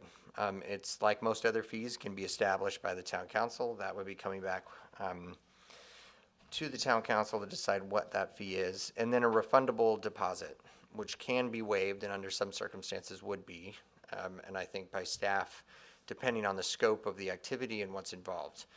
This is drafted to encompass all sorts of activities, large events for this purpose, like a protest or a demonstration, and also a rather small one where it's just one person on the sidewalk who's soliciting or supporting a particular ballot measure. So there isn't a particular deposit in here. It could be zero if the risk is low. It could be something above that or above that, depending on whether or not there's going to be an impact to town resources, things like trash pickup, law enforcement, traffic control, other things that could potentially occur depending on what event happens. There's a meeting between the town and the applicant to discuss these, and then, like I mentioned, a very quick turnaround for the town to make its decision. Generally 3 days for the town to approve this after submission and 5 days for a large event. Town cannot consider the content or viewpoints of the message in making its decision. That's important because this is expressive protected activity. And that's what the ordinance provides. So with that, I'm happy to answer any questions. Thank you. Specific questions from the council? I have, yes. Okay, Vice Mayor? So in terms of the fee, for example, the fees, and would there also be insurance with the hold harmless required as well for if it were a small gathering or a single person? The ordinance does not provide for insurance or indemnification, and so no, not as a matter of course. There is like all permits that staff issues, there's a possibility for conditions or requirements in a permit. This ordinance allows for conditions just like any other permit. It does not prohibit insurance and indemnification either. So on a case-by-case basis for a particularly large event, if it was likely to cause problems or might cause problems or damage to town property, I think it's possible that staff would consider that. But the ordinance doesn't require it, and for a small event, I don't want to speak out of turn for staff, but it probably wouldn't be. It's a risk analysis for the town, right? So so on a very small event where there's a single table, the risk is quite low, and so staff might not have the incentive to include that provision. So let me ask you, for example, the religious group who has been meeting out in front of the post office or have they been charged a fee, and have they had to put in a request? Actually, that's a great question, Vice Mayor, and the answer is no and no, because ultimately we've had to punt on many of these things, which puts the town staff at some concern. The reason being is we don't have a permit process that's appropriate for what they were doing. But I'll use them as a great example because they came, town staff worked with them, we identified a location that they agreed was worked for them so that they could set up, would not impede the two sidewalks there, so they worked with us. And I would also agree with the town attorney that that's an example where there would not be an insurance requirement. And I'll also say on a more proactive. Nor a fee? Well, we're not, you'll note the fee that's referenced in here is simply an application processing fee. It's not meant to make money. It's basically meant to cover a little bit so that the council could choose not to.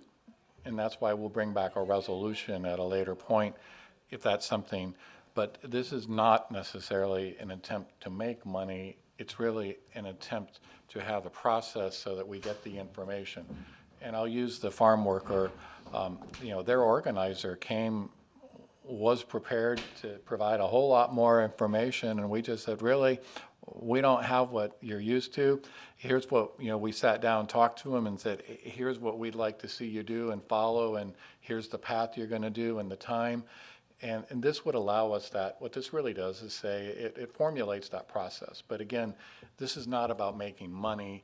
If there is going to be a fee, it would be the application processing fee, and it would be nominal, because we really want to encourage those folks. Because the other thing is, many of these that are doing it the right way, they want the public to know that they've obtained their permit and they're doing it right. I'll hold the rest of my questions. Thank you. Other initial questions from council? I'll go, yeah, Councilmember Knight. So it's always challenging because sometimes it leads into comments and into questions. So I assume at some point it's an ordinance, we'll have a public comment period. So maybe I'll just try to stick to my question. So on page 2 of the ordinance, it talks about, there's the, excuse me, as I scroll through section F, it's the first full paragraph on page 2. Town manager may issue rules and regulations regarding the time, place, and manner of persons engaging. These rules and regulations must be posted in a public place. So I guess, explain to me, I guess, Steve, we're approving an ordinance, and then at some point you're writing some rules and regulations, and so I guess that concerns me, and I guess it moves into a comment. I always get kind of concerned when we start writing rules and regulations regulating free speech. What would you provide the town if we approve the ordinance? Actually, let me clarify. The conditions would be related not to the speech activity, but to the event. So the conditions will be very specific. I'll use the religious, the folks. We would say, here is the location, and we'll put it on the map. This is where you've agreed. These are generally the hours. So we're documenting those types of things that are specific to the activity, hours that they might be, no amplified sound. So those are the types of things, Councilmember Knight, that would be put in, and they're very specific to what the person is bringing. They're not prohibitive, and I really have to echo what the town attorney said. They're not related to the activity. They're related basically to the place, impact on the public, making sure that there's no obstruction of the walkway, understanding. And if somebody tells us, they're doing something with 10 people and they're going to be wandering the streets and they show up with 1,000, those are very different. But, because if we have a larger activity, and we've had several protests, and we've had some significant ones. Most of them are organized. They have event organizers. They work with us. They're not meant to stop the spontaneous, that this is not designed to stop the person that wants to walk up and down the street with a sign that says X or Y. It's really more of a structured activity, and think about where they're obstructing potentially or camping out on the sidewalk.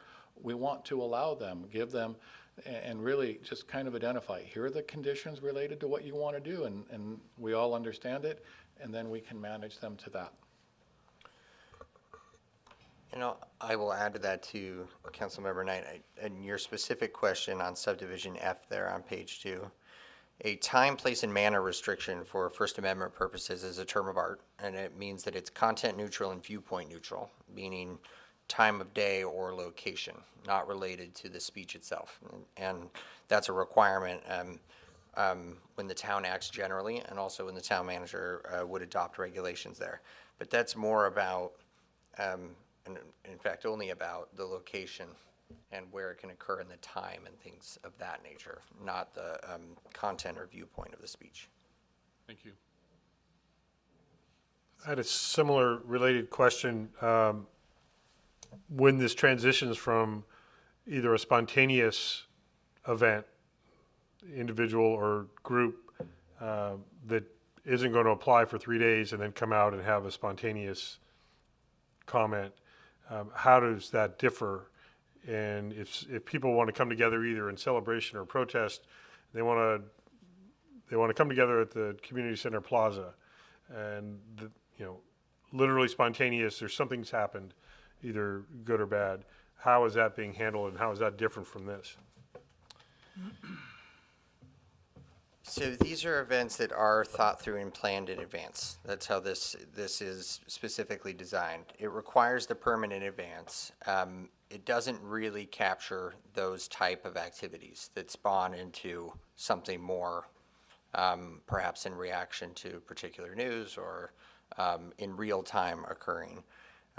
These are events that occur in advance, and that's how this ordinance is drafted. It doesn't specifically address that to talk about the sort of spontaneous events that occur, but this is about applying in advance for these pre-planned type events. Okay. It's never going to be easy to try to talk about protecting free speech. Yeah, so I understand that. It isn't, Mayor, and I think that's what's challenging is part of this is actually the process that really lets people know, because, you know, a lot of this is people are okay with it if they're okay with what's being said. And the challenge is, from a staff perspective, we both have to, when somebody is maybe doing something that's not so comfortable, we have to allow them to do that and provide the support, safety, and structure for them to do that as well. But I do think we don't have I think, again, I want to echo what the town attorney is saying. This is very simple. The spontaneous, the things like a vigil or something, in many cases, the town's been involved in organizing them, and then it becomes a semi-town event. So this is not about stopping groups or something or doing that. I do really want to think in most cases, it's where people that are trying to do the right thing say, we're going to do this, we want to do this, we want to set up our table, we want to have a protest march. How do we do it in your community? And this is to provide that process in place for them.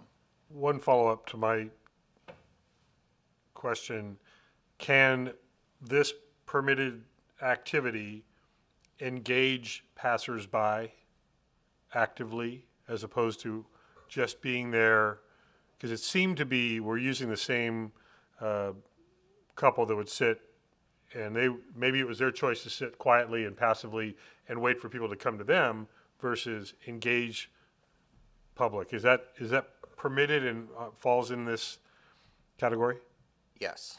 So that is engaging expression, dissemination, and communication by verbal, visual, literary, or auditory means to the public. So that is included It's here. permitted in this context. It is, and I think, you know, without being overly political today in the current environment, many of you have seen when it comes to abortion clinic protests and things, and we don't have one, but I think, you know, the challenge there is how to protect the certain people that may be protesting and the counter protest. This is a great example. They are allowed to chatter, antagonize, whatever you want to do verbally, and that's protected. So that would fall into one of these areas if somebody was to come and attempt to do that. Like I say, I just use that because it is in the news right now, and people are more aware. I got one question. Well, Vice Mayor, you had something earlier? I did. Thank you. I wanted to ask specifically about political candidates or political parties raising money on town property. I remember when I was going to run for office in 2010, I asked if I could have an event at the community center, and I was denied that because they said, I was told at the time, I don't remember who it was someone on staff, said, no, you can't raise money on town property. How has that changed, or what is the clarification on that? Well, I can't speak to the rule that was in place in 2012 because I'm not aware of what the decision was at the time or how that decision was made. The way that this is written, it would allow that sort of activity and campaigning in the public right-of-way, so soliciting that sort of thing in a sidewalk. I'll speak generally about use of town resources. There is a prohibition on using town resources for campaigning, so that could potentially be where that advice came from. That doesn't prohibit renting something at fair market value, though, and using that as part of purposes. So that's my comment without any more detail on what happened in 2012. This ordinance, though, would allow that sort of activity within the right-of-way.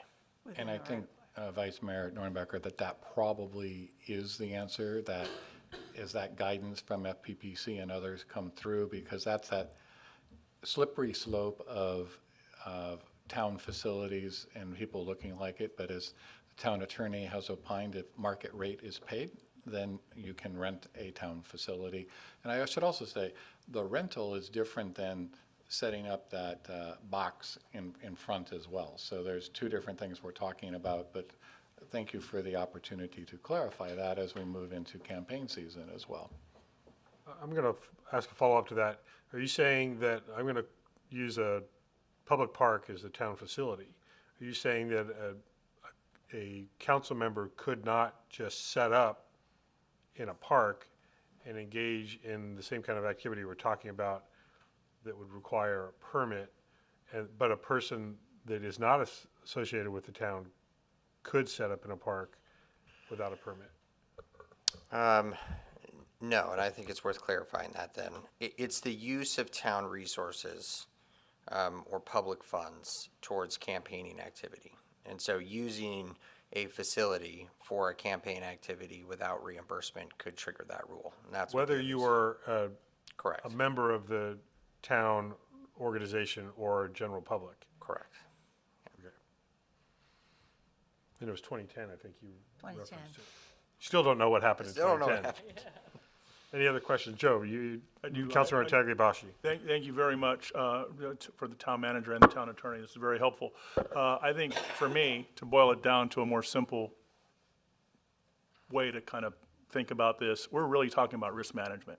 I mean, that's really trying to manage the risk for the town and manage the risk for the people who are trying to set up somewhere and be safe. And I know there's a lot of talk about muffling or trying to manage free speech. And I'm sure none of us are, we're all quite conscious of that in my mind. And as a former public works director, I'm really conscious of the efforts to manage risk. And that really seems like that's what we're boiling this down to.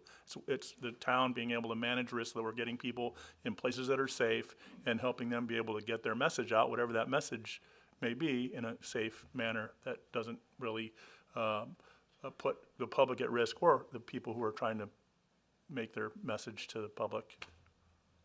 Is that correct? Yeah, I think that's right. I mean, the other ordinances that would otherwise apply to these activities are written and designed for that purpose. That's what the encroachment permit's for. That's what solicitors and peddlers are for. That's why it already engages. But this is an ordinance for all the reasons we already mentioned. Thank you.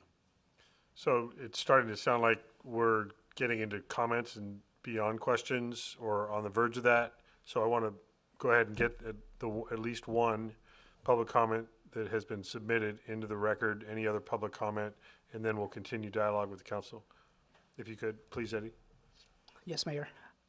Thank you for the opportunity to address the council concerning an ordinance on a permitting process to engage in expressive activities. I am always concerned when a regulation concerning free speech is under discussion. While the ordinance stresses the need to respect the law concerning free speech and indicates that a decision may not be based on the subject matter of the proposed activity, the approval process leaves lots of questions and a great many potential problems. There are potential gray areas everywhere. Do all expressions require permit? Does a single person with a sign walking in Washington require a permit? What of 5 people or 10? Should there be a limit before an application is required? How about political speech or on private property? What if the property is on Washington Street? What about a candlelight vigil that springs up in response to a tragedy? Should those in grief wait for the required 5 business days for approval? How about union activity, a protest for wages or better working conditions? There are more. What will the appeals process be if an application is rejected? History offers us so many reasons. I will not forget when the ACLU, an organization I support, sued to allow the American Nazis to demonstrate in Skokie, Illinois. A predominantly Jewish community or committee as abhorrent as I found that on personal level. I understood the need to protect that speech. This is one of the bedrock principles of our democratic nation. We can hope we will not find ourselves in a similar position, but history suggests otherwise. And if we do, we shall embrace that opportunity and not stand on the way of expressive activities. I wish you a thorough and thoughtful discussion. Michael Bork. Is that the only public comment we've received? Correct, Mayor. Thank you. Any other members of the audience like to share a public comment? Yes, please come forward and identify yourself and raise the microphone. There we go. It may have turned itself off. Just if you, yeah, we'll get somebody to, I think, just push the bottom of that mic.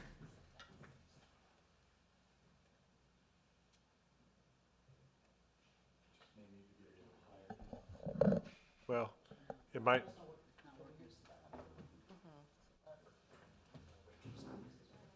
That's a light.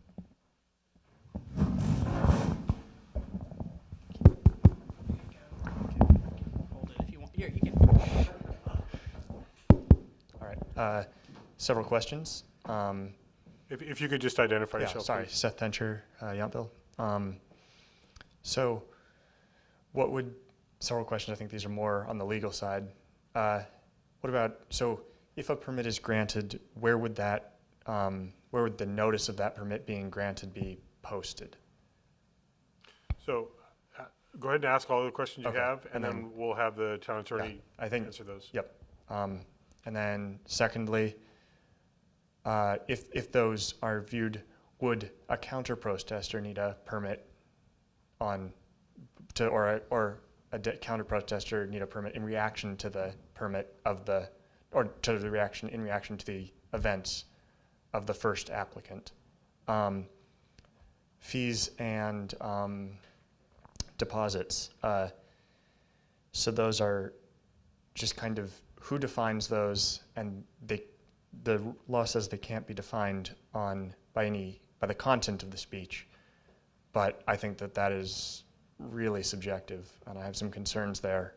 And as with Michael Bork, I also have some concerns about where the thresholds are, both big and small, for when a permit applies. I think those are all my questions for now. Great, thank you. If you want to hold on right there while you get answers in case because you still have part of your 3 minutes left if you need it. Gary. Yeah, happy to jump in. So this ordinance does not require a notice of the permit to be posted anywhere. It doesn't currently draft that way. That's certainly a requirement that the council could consider doing to post these permits. Generally, these types of permits, if you think about business licenses being issued, peddlers and solicitors, other folks who come in and get a permit to do things in town, notice of that being issued is not necessarily something that's posted publicly, although it is possible to do so. Second question is whether or not a counter protester would need a permit. Generally, yes, if that's the purpose of the speech and it would fall within expressive activities or expressive events. The question is whether or not the individual engaging in the activity meets the definitions that are in the ordinance. And then I'm not sure I caught the third question. I think it was denial can't be based on content of speech. If you'd like to repeat it, I'm happy to address that. Yeah, no, it was more just an open-ended comment about being concerned that seems that both denial and the level of fees and insurance seems like a minefield in terms of subjectivity. And that was more of a comment. And in reaction to your answers to the first two questions, so if something is granted a permit and as the law says right now, it is not posted somewhere, and then I view their activities and wish to protest against their activities, do I need to wait 5 business days to protest against their activities that are happening in the moment now? To engage in your own expressive activities or expressive events, if it were subject to the ordinance, you would require to get a permit, yes. Okay, that's a problem. But if I may try to lead the attorney, responding to someone else's expressed event would not require a permit. That would be almost akin to a spontaneous expression, which does not require a permit, does not require posting, advance notice, etc., So a response to someone's organized expression isn't the same thing as the organized expression. Is that accurate? Correct, or it's part of the same event. So I think that might have alleviated the concern Yes. that I could tell That- you that were does. feeling. Yes. Okay. I would also say, I don't think from a staff perspective, we would have a problem modifying the ordinance to include a posting. I think that's a reasonable objective to include that a permit for X, because quite often, like I say, we do get calls when there's something going on. People call us, and generally they want to know, are you aware of it? Is it permitted? And we still have spontaneous. I'm not going to be naive and tell you there aren't going to be something. But I also want to make sure somebody understands we're not trying to involve ourselves in the person that's walking up and down the street or doing something. Those types of things don't necessarily, it's when it becomes larger or they're going to be moving into the streets, potentially blocking the sidewalk. Those are the activities that we're talking about. I want to make sure that we're not totally taking over. You have a little bit of No, your I 3 think minutes if that's you needed it. Also very helpful, and I think that's something that, as I see it right now, the law does not address. And I think that's something it should address, because me walking up and down the street with a sign may be spontaneous or it may not be, and I could pretend it's spontaneous even if it wasn't, you know? And so that's something that gives you guys, I don't think, a whole lot of, it just seems very vague. And I think a bit more direction from that and in regards to the fees would probably be helpful, as well as I would advocate for a public posting. Okay, thank you. Thank you. Excuse me, could you restate your name for the record, because it was not heard for the microphone? Seth Tencher, Yountville. Thank you. Any other members of the public want to comment on this? No? Okay. Further discussion by council. We've had I'll call it a proposal of adding a permit posting element to this. We can consider or not. Also, I want to try to clarify, and Gary, tell me if I'm only confusing things more.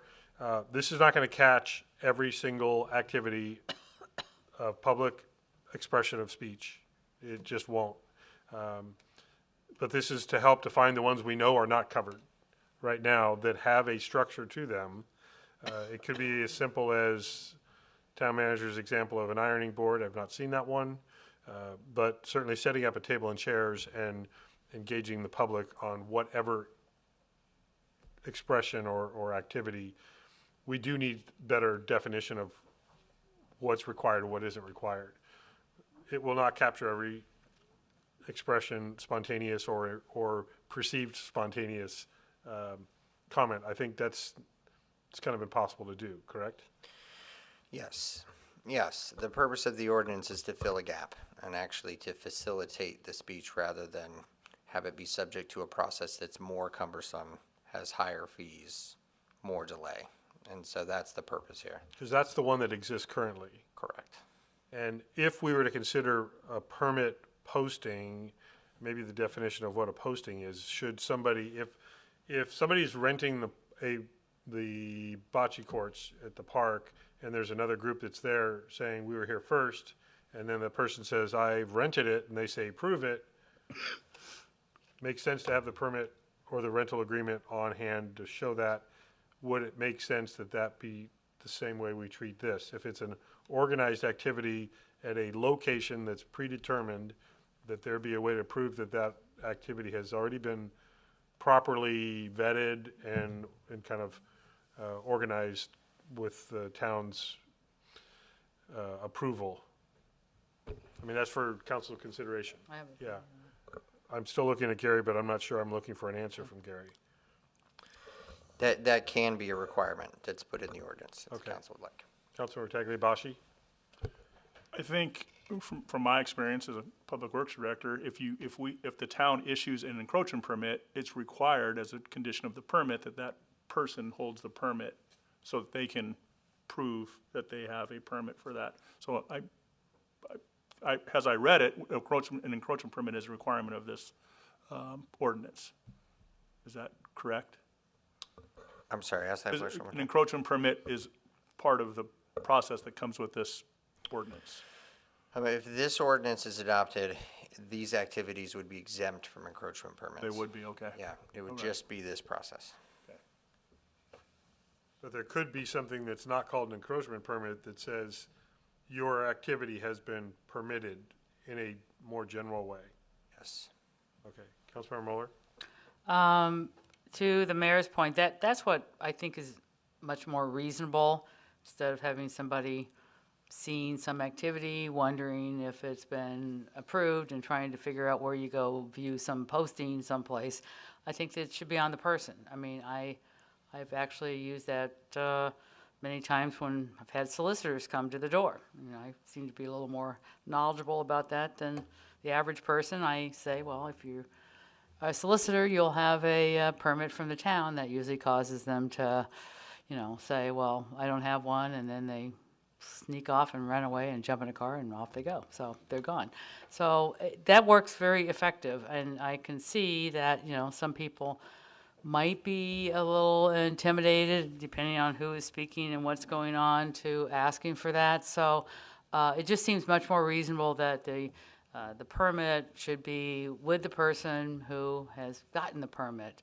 And if people are certainly knowledgeable enough, they'll, you know, they can certainly ask to view that permit. Things are always on file here at the town. You know, you just need to probably come in and ask for that, just much like you would have to ask, you know, where is something posted. So to me, that seems like the easiest solution. All right. I'm looking at you again. Yeah, so I think that posting it on the website and also posting it somewhere in town, I think both of those can be added to the ordinance. But I think what we're hearing is maybe not requiring a formal posting, but have the person that is doing the activity have it on his or her person or in close proximity, so that somebody that's may challenge, did you follow the process? They say, yes, we did, here's proof. Because I don't know that we want to require somebody that is challenging that to go to the website or find the nearest billboard. I think what we're trying to say is we can do both. No, we're saying we think just the permit on the person Yeah, is we're not trying to adequate. overly complicate it, Right. just a little Right. complicated. Right. Councilmember Knight? Oh, thank you. I guess I have maybe a lot of the same concerns that Michael Bork and Seth Tencher have. It just seems to me that at some point maybe there's some places where we don't want to head down that path of regulation, because there's just so many types of expressive activities and events. And what concerns me, are we, I'm not even sure it's clear, are we talking about public property, private property? Are we talking about someone that wants to set up a table, gets permission from a private property owner to set up a table to hand out campaign literature? Or if, let's say this fall, someone's running for town council, are they getting a permit and identifying the days that they're walking and knocking on doors?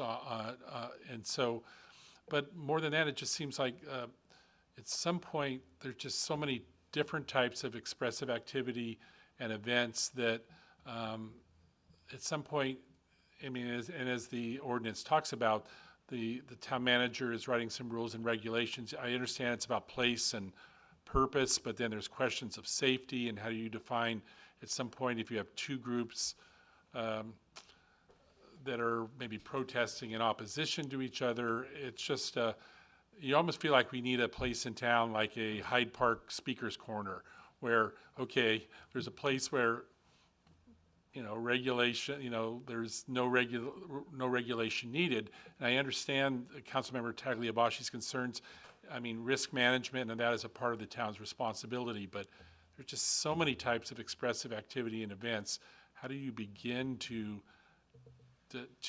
say that's okay, that's spontaneous, that's not, and how do you begin to even evaluate or define them? So I will address why the definitions are the way that they are. So if an ordinance like this were to say, for example, folks who are knocking on doors for a campaign are subject to a permit requirement but not include others, that's a content-based distinction, right? Because then people who are engaging in other activities and going door to door don't have to get a permit, and the folks who are campaigning do. So the reason why these ordinances are necessarily broad to capture all of this activity generally is because as a government can't make distinctions based on content or viewpoint. And so these types of regulations are necessarily broad to capture the activities. I do think it's worth emphasizing the counter-protest question and it being part of the same event, not be the intent to stop any kind of activity that's happening in relation to an event that's otherwise been permitted. And the other thing I heard Councilmember Knight addressing is public versus private. I'm assuming that this is only on public property, but maybe I'm not correct.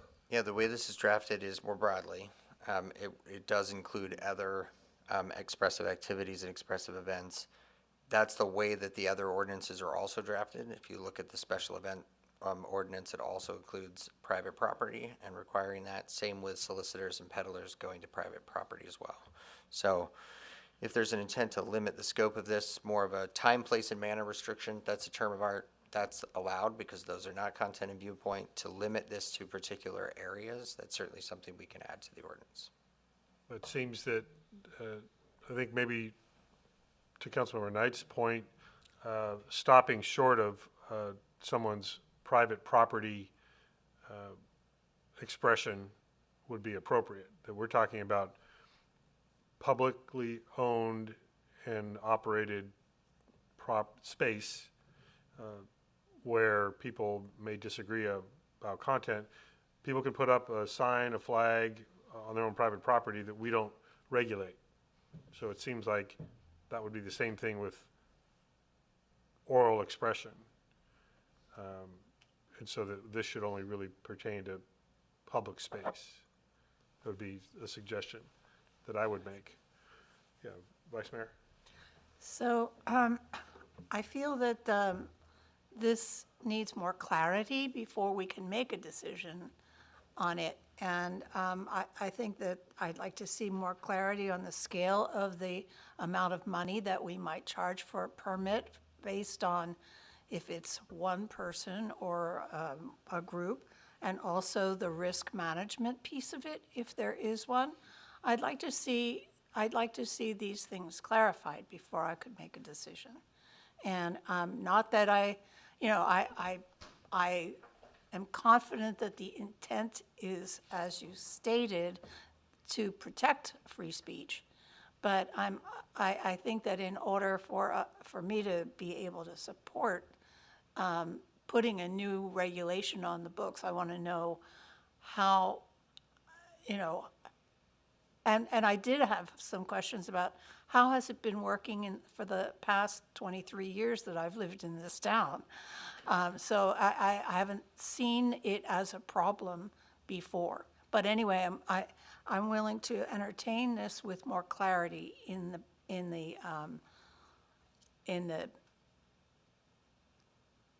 code, in the The ordinance. ordinance.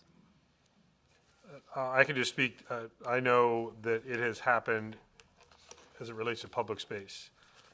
Private property, it has not been a problem that I'm aware of. You see, for example, in front of Ranch Market or on someone else's private property, the problem doesn't exist, but it does exist. It has happened when it involves public space, whether it's parks or other facilities.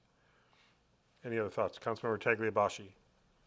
Yeah, I think just going back to that comment and Vice Mayor's comment, and also Councilmember Knight's, the one exception I think that I have and concern I have with private property is I know there was at least one event in the past couple of years where there was a public event on private property kind of that spilled out into the street, and that's I think where my concern is about trying to manage this a little better so that it's not just a circus, because that's kind of what it seemed like as I recall that specific event.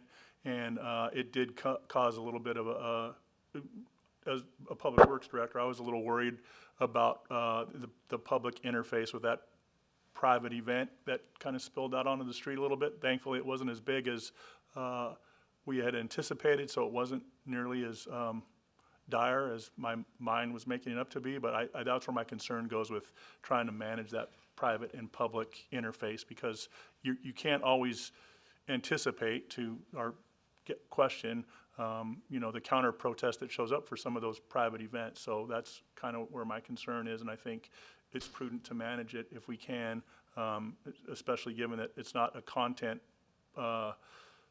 consideration. It's a public safety consideration in my mind, and that's kind of what I'm basing this on, and I think this is a smart idea, and I'm supportive of it.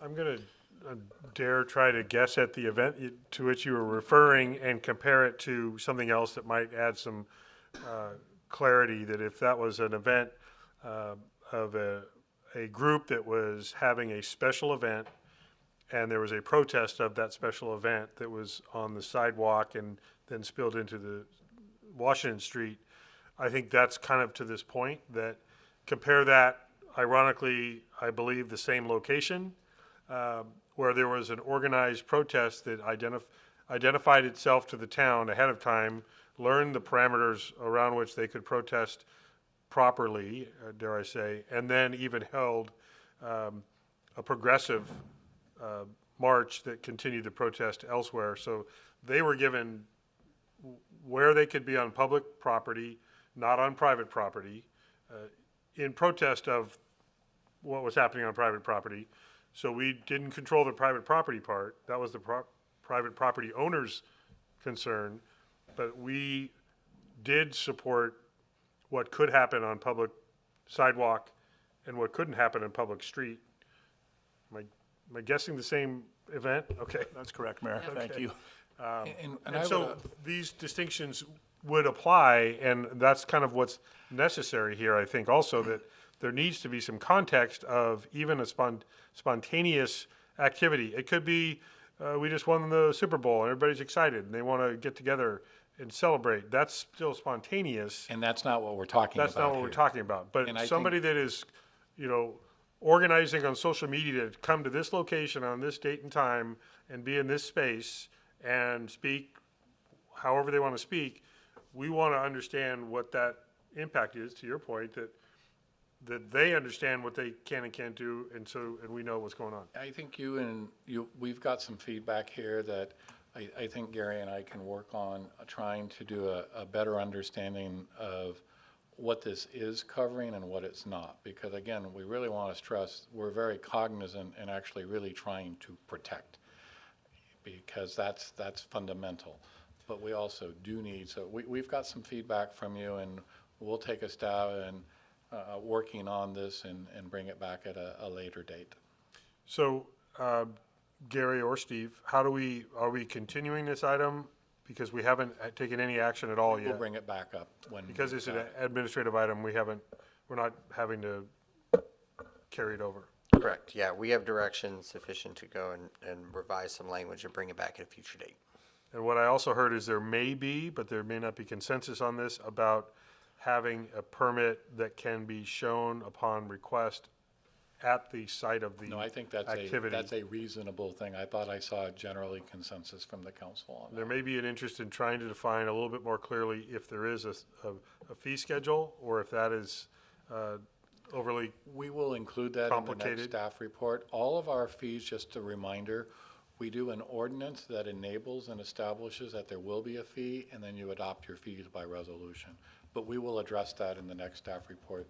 And again, we were talking about a nominal processing fee. So I will say that when I say nominal, we weren't anticipating, much like our tree removal permits. Our tree removal permits, we do not cover cost, and we keep them low so that it actually tries to encourage people to do the right thing. So same philosophy on what we would anticipate with this. But you've given us some homework, so we'll go work on it. Thank you. Okay.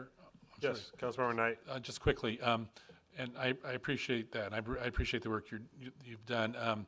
I just think just like with the activation ordinance for, we talked about earlier in the day where we had a standards, it would be great to have some type of beginning or draft of what you're thinking of in terms of your rules and regulations, so we could, not that it would be fully complete, but it would be something like that we would be reviewing some basic standards that would be under consideration when someone gave you a request for a permit. Thank you. Okay. That was a long conversation to not take any action at all. We can do that pretty well. We've done that. But I think it's important. I mean, like I said a while ago, whenever you're talking about free speech and protecting free speech, it's really rarely an easy solution. Yes, John, it's time. Monthly water conservation update and consider adoption of resolution number 22-4118, implementation of updated phase 2 water shortage emergency regulations. We're going to find out if the drop of water is smiling or frowning, correct? That's what you've been waiting for all evening, I'm sure. Good afternoon, Mayor and council members. I'm John Fronger, Public Works Director, and today I will be giving the monthly water conservation update as well as requesting adoption of a resolution updating our phase 2 water shortage emergency regulations. So with that, we'll get right in to turning the screen off. Back it up.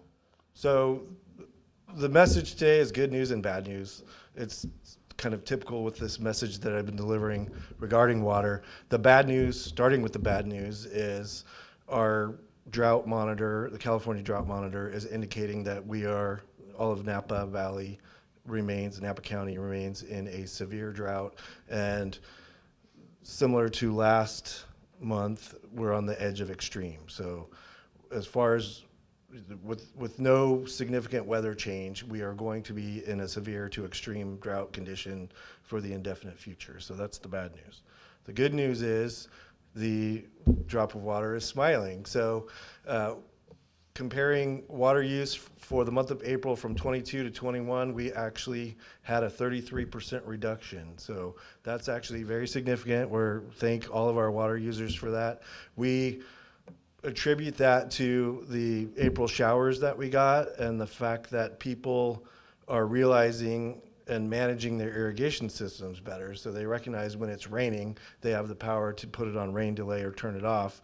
And we had enough beneficial rain in April that we think that contributed to the success of the month of April. So with that said, we're also cautiously optimistic with good news that we, with 2 months left, are approaching the 400 acre foot mark, but we're only at 295 acre feet. So we have 105 left over from Rector for the coming 2 months. And at the pace that we've been using water, it appears we will get there fairly easily, but with weather changes and things, like I said, I'm cautiously optimistic. So with that, we'll jump to the tool that allows us to manage and conserve water. That's our Yountville Municipal Code, Chapter 13.24, which gives the council the ability to adopt water shortage emergencies. So when a water shortage emergency condition exists, council has the ability to adopt a resolution which will enact regulations in order to manage the water for the appropriate phase. And with that declaration, you also give us the ability to enforce the rules, and violations may be subject to fine. So that gives us the hammer to enforce with. And just briefly, for a year we've been in phase 2, and we haven't really talked about the phases. So just real quickly, a phase 1 is really, the conditions in a phase 1 are voluntary, and it's really about awareness and conservation. So it's intended to make people understand that, hey, we are running short on water, be more water aware. Phase 2, which we've been in for a year now, makes the rules mandatory, and it applies things like a limit to your daily use, and it applies things like the days that you're allowed to irrigate, that I hope everybody's become familiar with. We're doing all of this in phase 2, attempting to avoid getting into a phase 3, which things get really strict, the daily limits get a lot smaller, and there's no new or expansion of water use at that time. So that will affect building permits and expansions and development.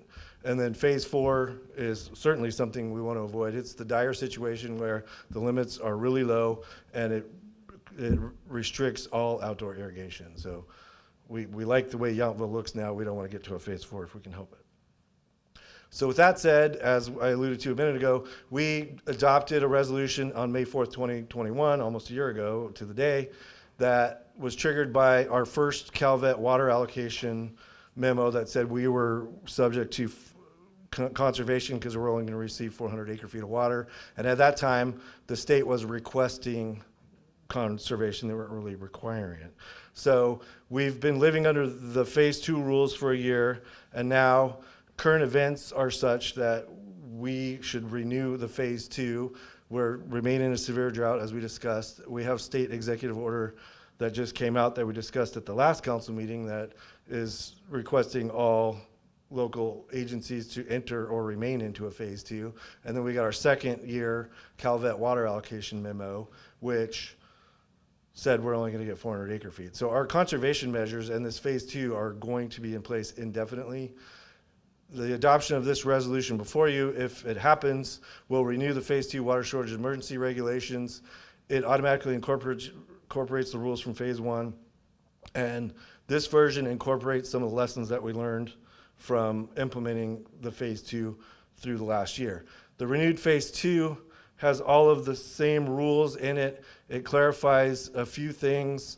The one thing that wasn't clear, as we realized when we're going through the enforcement or the education process, was that the people were unaware of the daily limits of water use.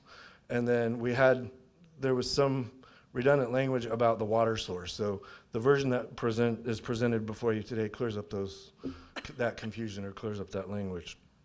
So the big ticket items that we experienced that we're capturing both in the existing phase 1 as well as the one that we're proposing today is excess runoff, water the plants, not the street. So those are 2 examples where excess runoff is clearly wasted water and it's running down the gutter.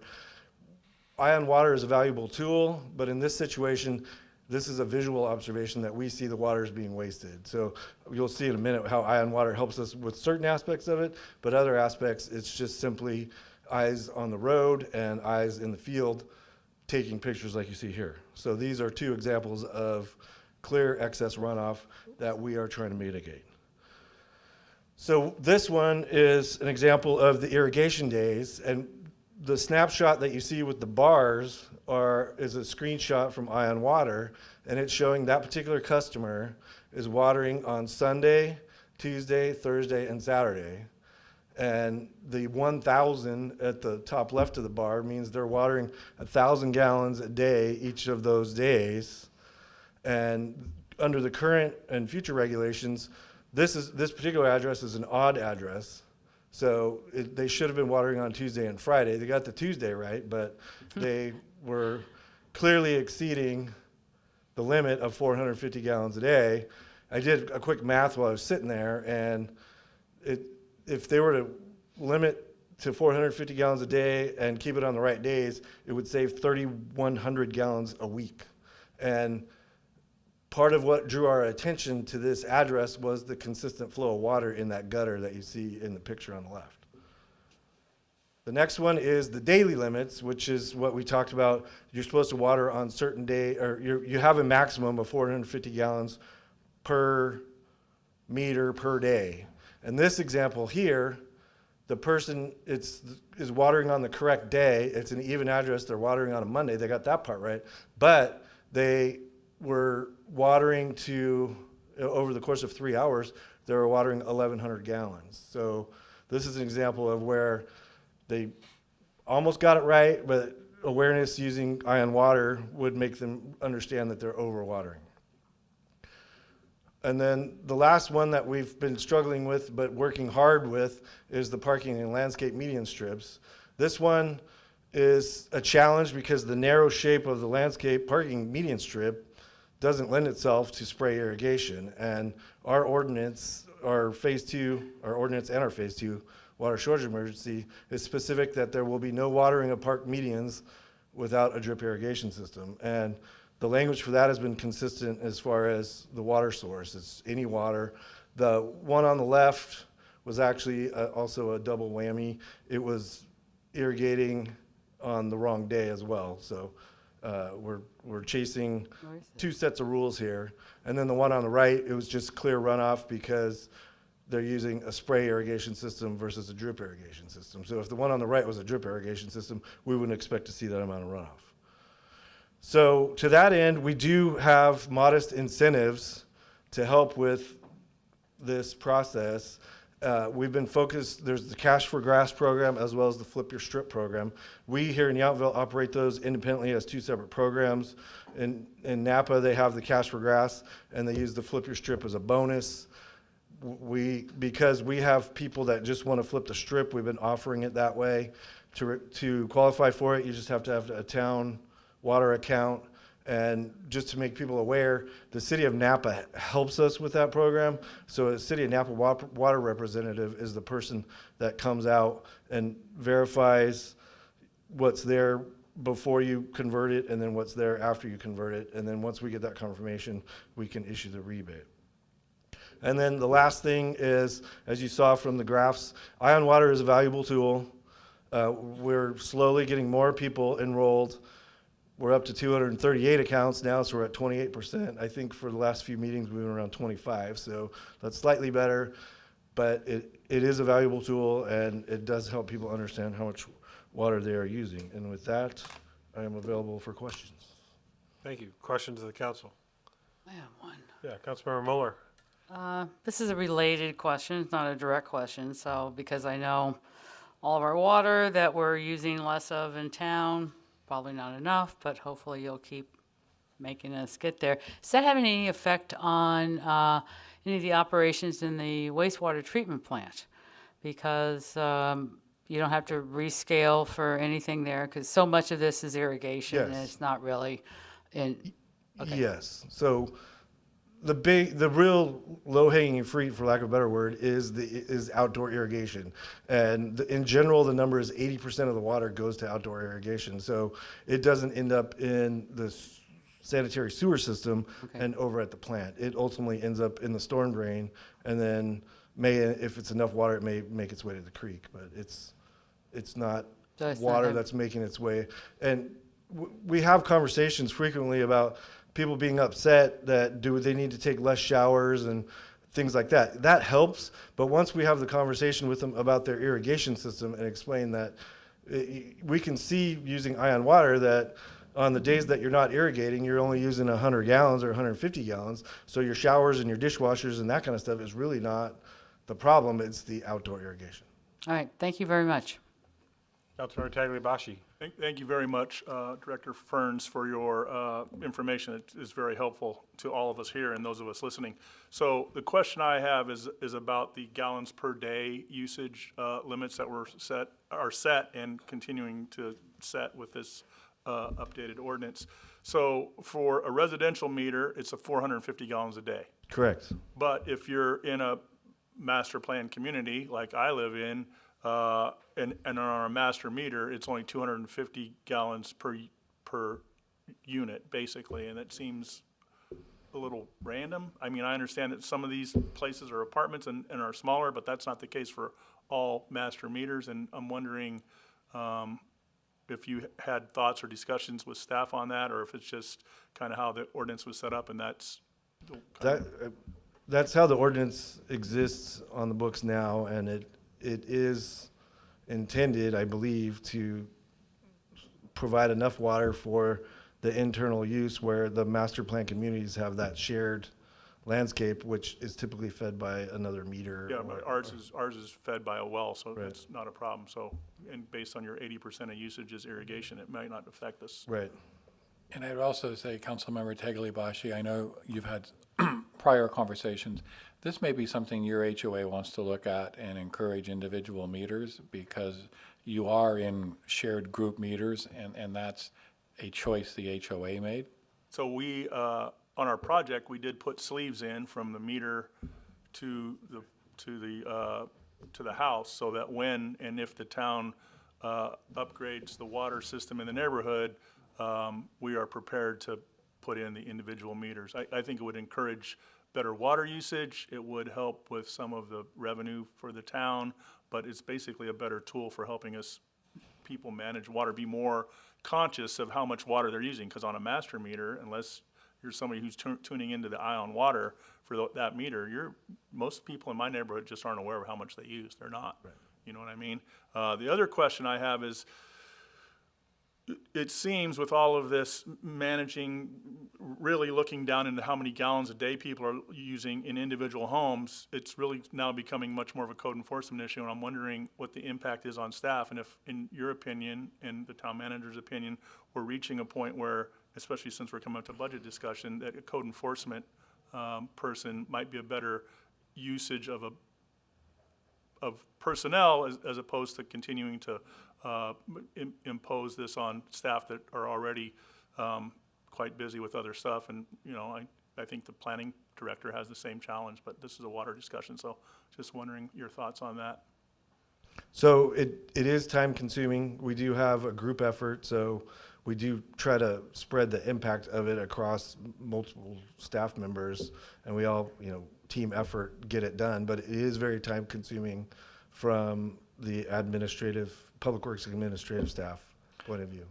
And what I would say, Councilmember Tagliabashi, we're going to continue to monitor that because we are at a point where we're getting better at understanding the process. We also have added a little more contract for code enforcement support.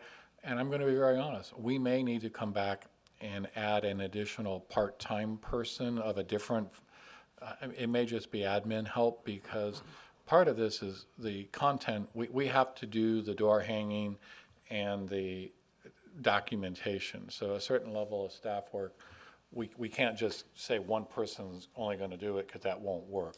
But I think you're spot on that if we see an increased level at a certain level continue, then we may have to look at bringing some additional part-time resource to support that, and we would bring that back to the council.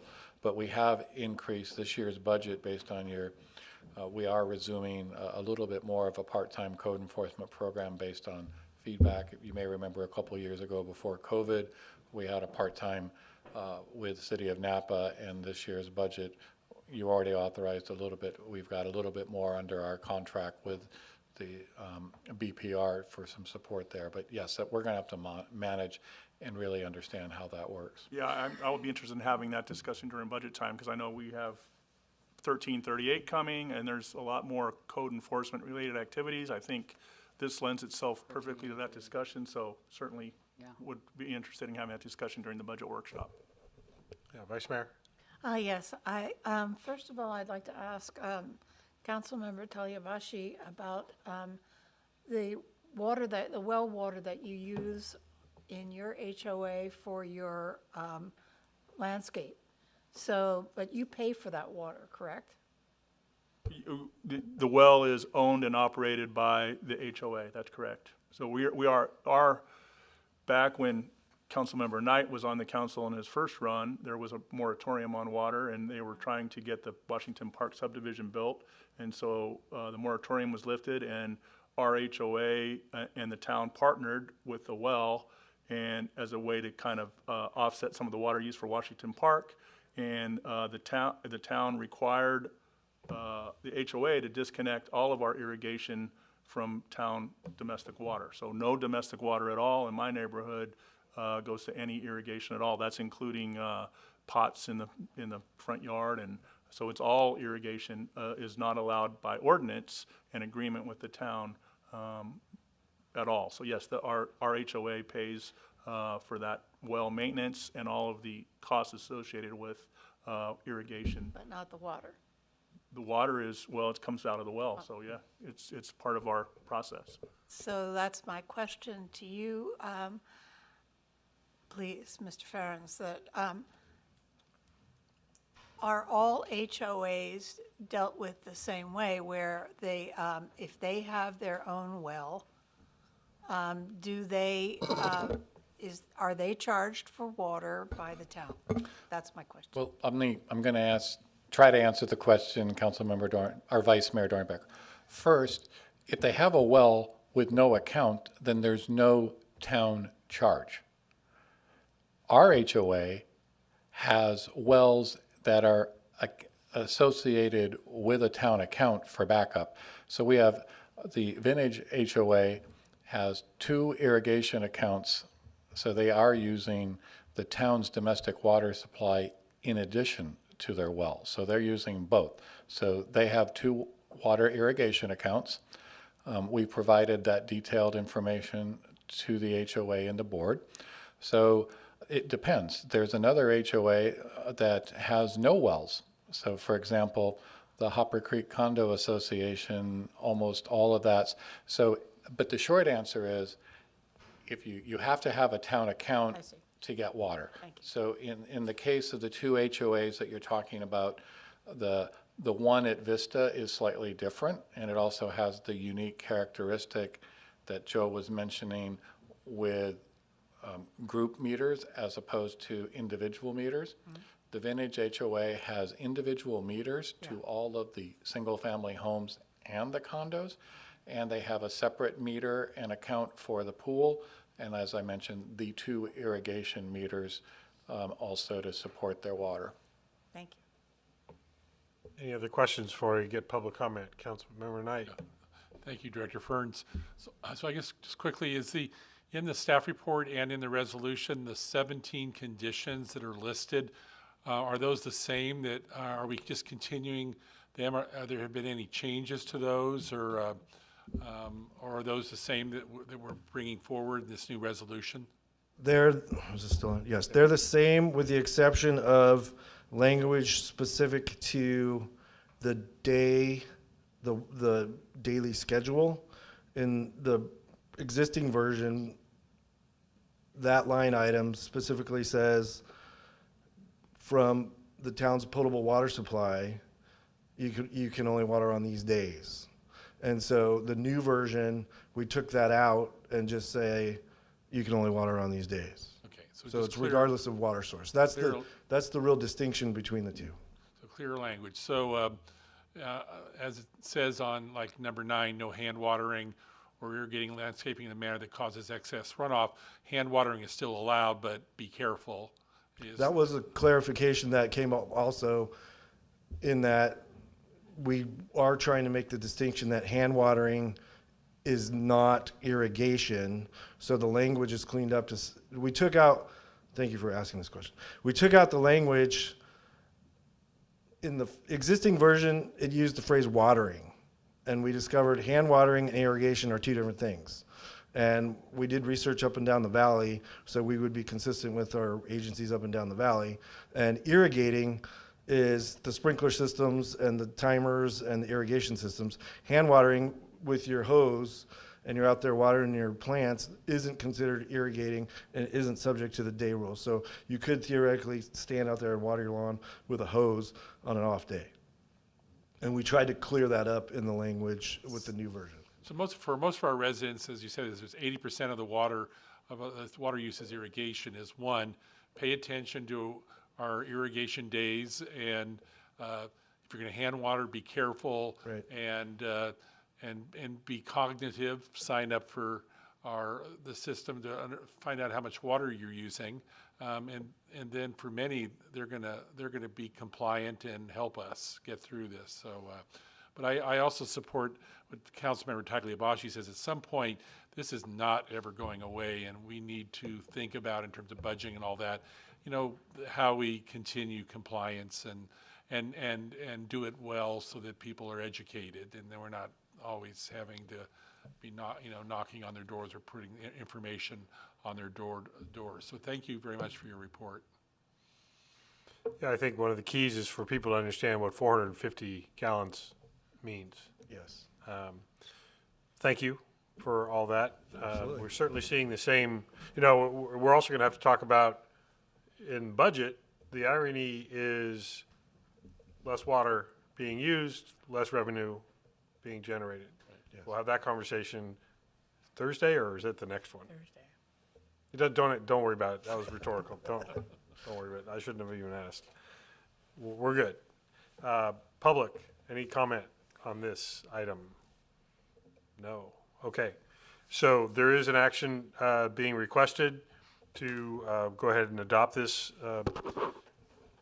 slightly modified water shortage emergency regulation. So is there any further discussion? Yeah, Councilmember I do Tagliabachi. have one amendment that I'd like to propose for the ordinance. Let me bring that back up. And I talked with Director Ferns about this, and it's related to the hand watering. I think in a previous iteration of this, maybe the one that the state had, they required all hose hand watering to have a Shut off. shut off, yeah, shut off valve. So if we could include that in the ordinance, that would cover me. I think that's the one question I had and the concern I had is that, and that's only because I noticed in my neighborhood, people are hand watering and it's ridiculous. Actually, It just looks like Councilmember crazy. Tagliabachi, I think if you look at number 10, I think what we want to do, because it mentions hoses fitted with a shut-off nozzle if you're washing it, I think what we need to do is add that to, same language to number 9. Exactly, that would cover it. Thank you, Town Manager, I appreciate that. And that would cover it perfectly. So I think then that would alleviate my concerns. You could probably merge those two, 9 Yes. and 10, Okay. And with potentially. that exception, I'm happy to. with the shut-off nozzle is the, Right. Yes. change them both. Okay. Understood. Any other questions, suggestions? I support that.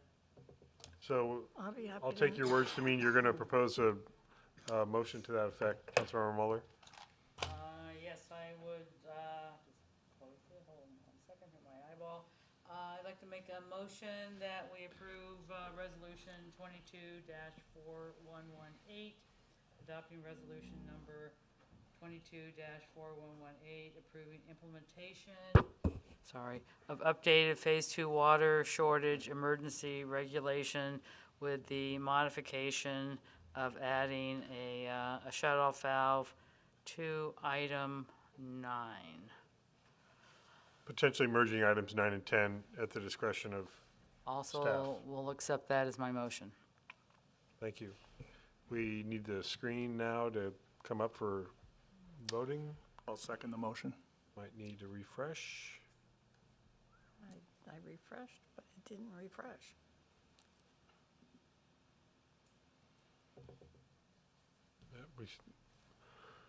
Pausing for the vote screen. Donde está? There it is. So Councilmember Moeller with the motion, second Councilmember Tagliabachi. Please go ahead and vote.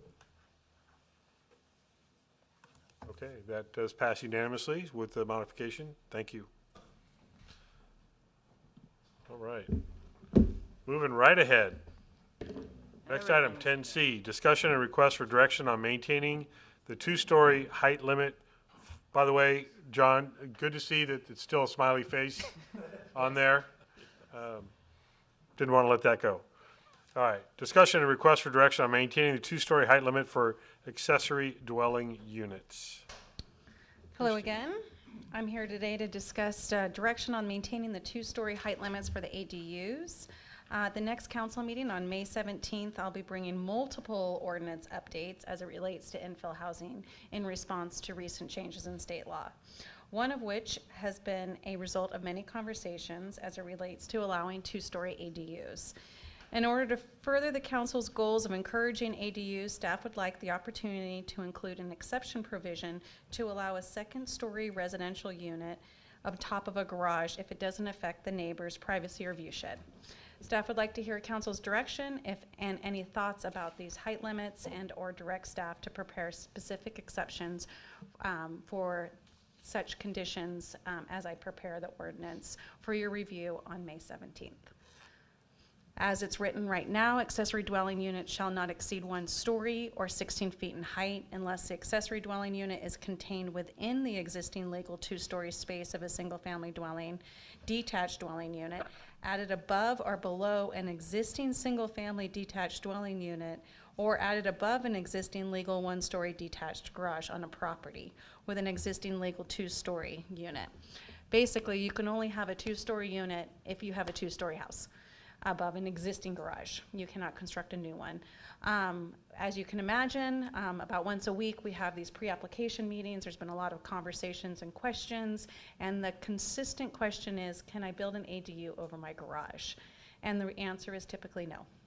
There are some situations where it's next to a town park, or it's next to, it doesn't affect the neighbors. It might be a mindful situation where the ADU could be above the garage. The way the ordinance is currently drafted and the way the most likely revision would be to retain it. And I'm here today to see if the council is interested in including some level of an exception process for unique situations that wouldn't affect the neighbors or might not be a typical scenario.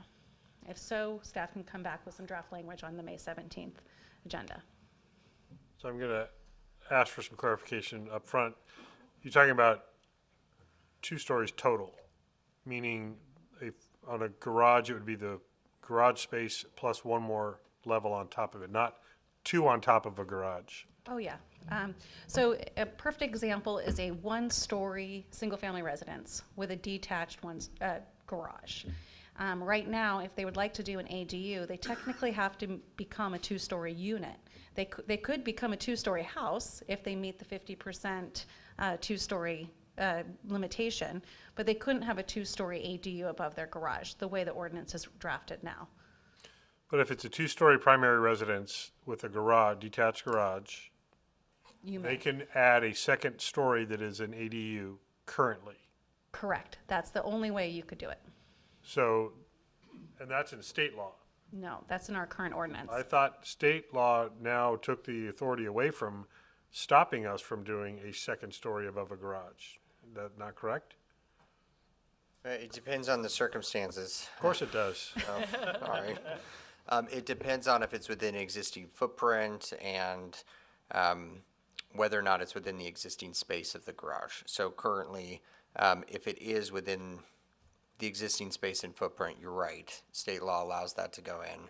There's also a minimum ADU that might have to be allowed by the town as well. That's the 800 square foot minimum ADU that's allowed if there's nowhere else to build that ADU. So that would take precedent over if a residence is a 1-story, what you just described, state law allows somebody to put 800 square feet on top of a garage even with a 1-story house. There are circumstances where that's allowed, not always. It depends on the facts of the application and what's the buildable space and other aspects of the current structures that are there. But yes, state law does allow for minimum ADUs to go in, and that does require the town to waive otherwise applicable requirements to allow those to go in. So I'm just trying to make sure I understand what it is you're asking that's different than the state law that is fairly recently changed. And so if I'm understanding you correctly, this has to do with 1-story houses and a second story above a garage on that same property within the same footprint of the detached garage. Correct. And I think the best way to think about it is what Gary just described with nothing in your code can prohibit you to do an at least 800 square foot ADU. That's pretty typical. Most Yountville lots you're going to be able to find somewhere else to do an ADU. What I'm seeing is most folks and these people may qualify as people actually who want to rent their ADUs and or might qualify for the ADU program. They really love their yard and they want to put it above their garage, or they want to eventually or do a 2-story ADU. Right now it's explicitly not allowed, and what I was talking to Gary about is maybe we add an exception provision where we keep the code as is, but there is an exception, maybe include like an exception provision if it meets the 50% 2-story limit on the street, and if it doesn't impact neighbors, then maybe it could be allowed. And that was one of the things that I wanted to have a conversation with you, given the history, before we added this provision in the proposed ordinance May 17th. Okay. And I think, Mayor, also, what you're seeing in some cases, the residents want to keep their garage, and that's why they don't want to just convert the garage. They want the storage, and car space. So that's why we're seeing an interest in going up above and, you know, keeping it in the 20 by 20 size kind of footprint of the garage space. So we're seeing some increased activity in that regard. So, and I apologize for not having this clear in my head yet. Is the only change you're asking for is a one-story primary residence that would allow a garage to stay a garage and a second level on top of that garage now be the only two-story part of the property? Correct. So right now, if it's a one-story house, you can only you can convert your garage, you just can't add on top. Correct. Or actually, you could build a second story, like a duplex. It's bizarre. But if it's two-story, you can already do a second story over the garage. Oh, yeah, then you could do your idea of it.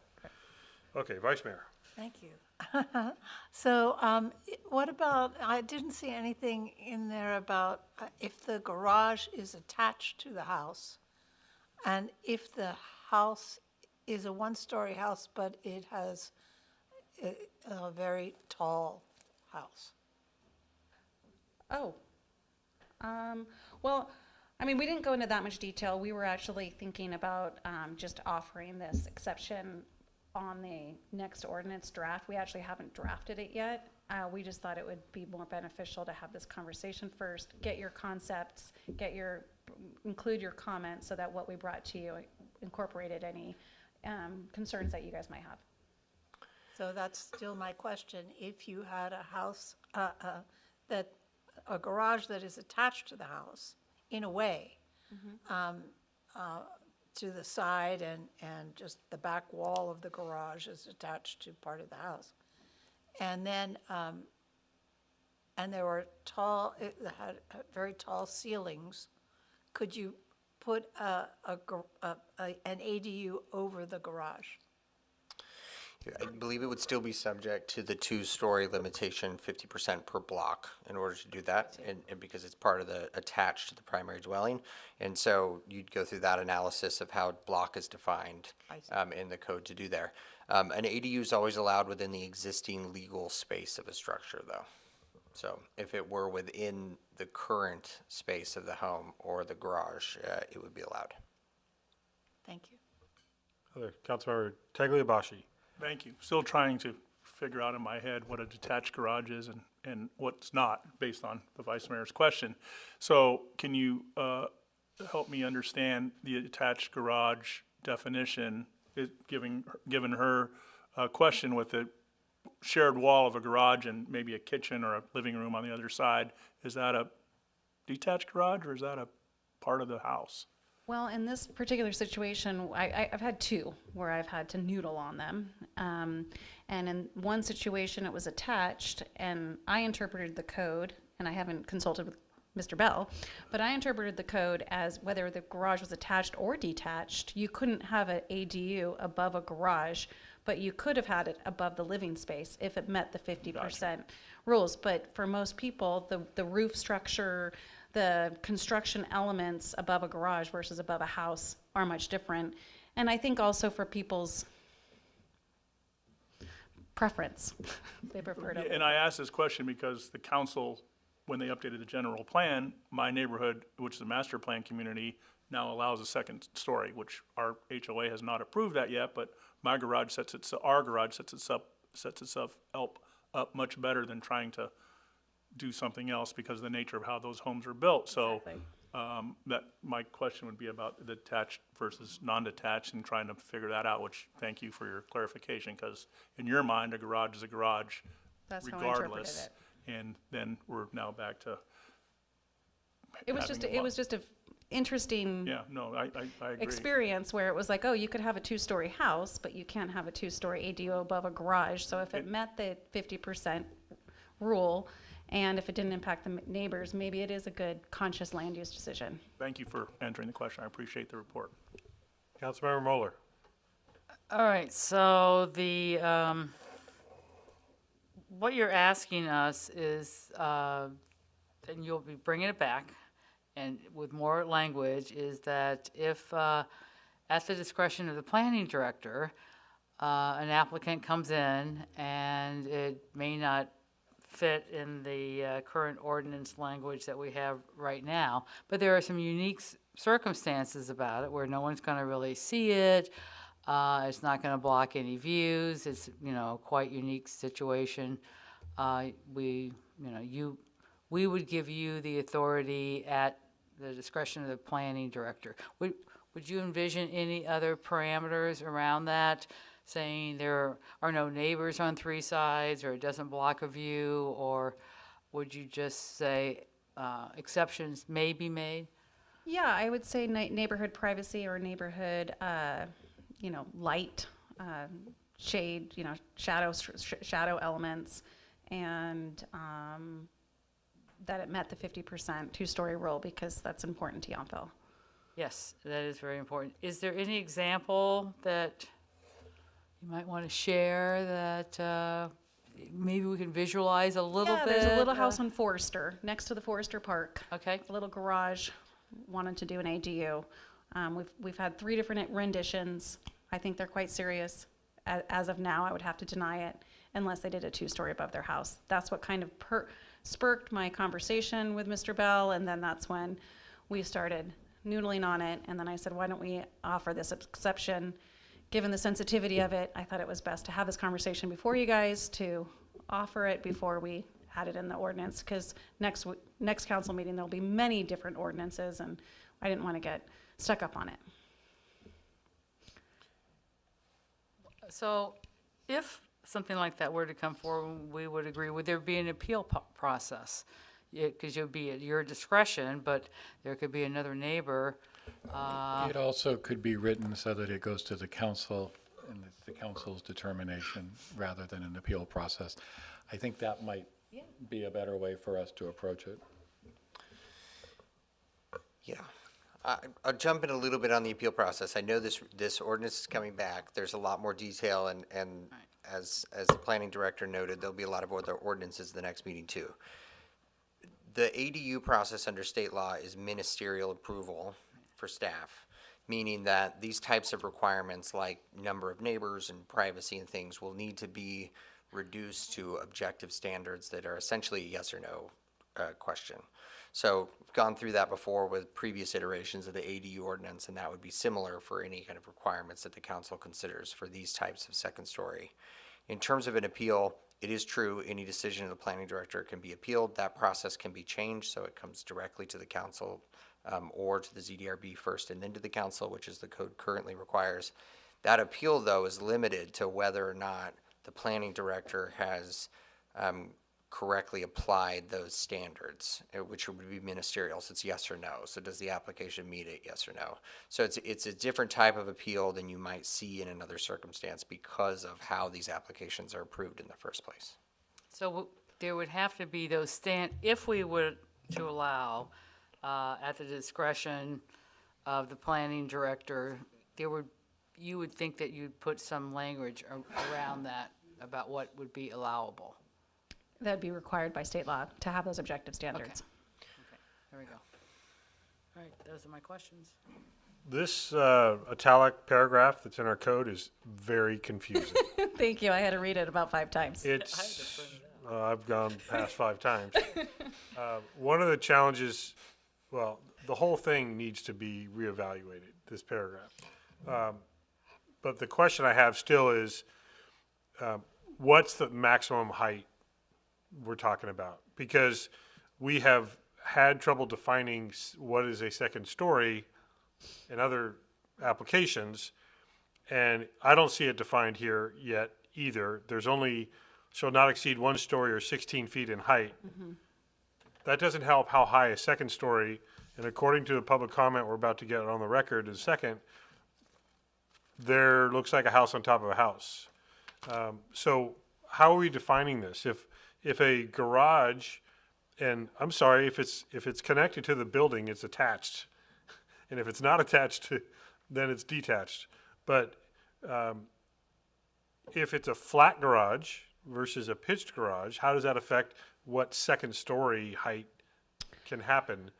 We don't define it by feet, so it's hard to say if somebody's going to be a visual obstruction when that second story has no definition of how. I can offer you the definition that the California Building Code defines a story. It's the average height of 8 feet. So, you know, if you have a peak, it'll be the average. You can go down to 4 feet or you can go up to 12 feet. So it's the average plate height of 8 feet is defined as a story. So we would probably refer to that. So then the person comes in, has no idea what that means. Well, we're going to draft the ordinance. Mayor, we're asking for feedback wanting to go and change these. So your feedback is helpful, so we will put language in that better defines and understands.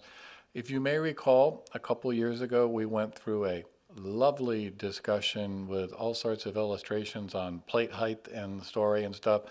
We will get this cleaned up to address so that there is, because at the end of the day, there is a maximum height, because somebody cannot build a 40-story or a 40-foot two-story to get to, I think, a concern. But we need to identify it. That will be incorporated and cleaned up in the revised ordinance language that will be brought to you. And I want to get to the public comment also to not leave that out. We are going to need real clarity on what the state is mandating for ADUs. I don't know that we have that, and not necessarily in the code, but in the explanation for what we're doing here, because local authority has been greatly reduced by state law, and so that's part of this conversation. If we, regardless of the definition of attached and detached, my understanding is somebody could put a second story on a garage without our approval, basically. So we need definition. Okay, that's fine. I'm overgeneralizing, but we need that clarity to give context to whatever it is we're trying to write here. We can definitely do that, and actually that's a good, I think, when we present this variety of cleanup, I think that's a great way to start, which is we will outline what does state law require, limit, and then what discretion do we have and where are we using the discretion. It seems that state law is giving great discretion to ADUs regardless of, maybe not regardless of,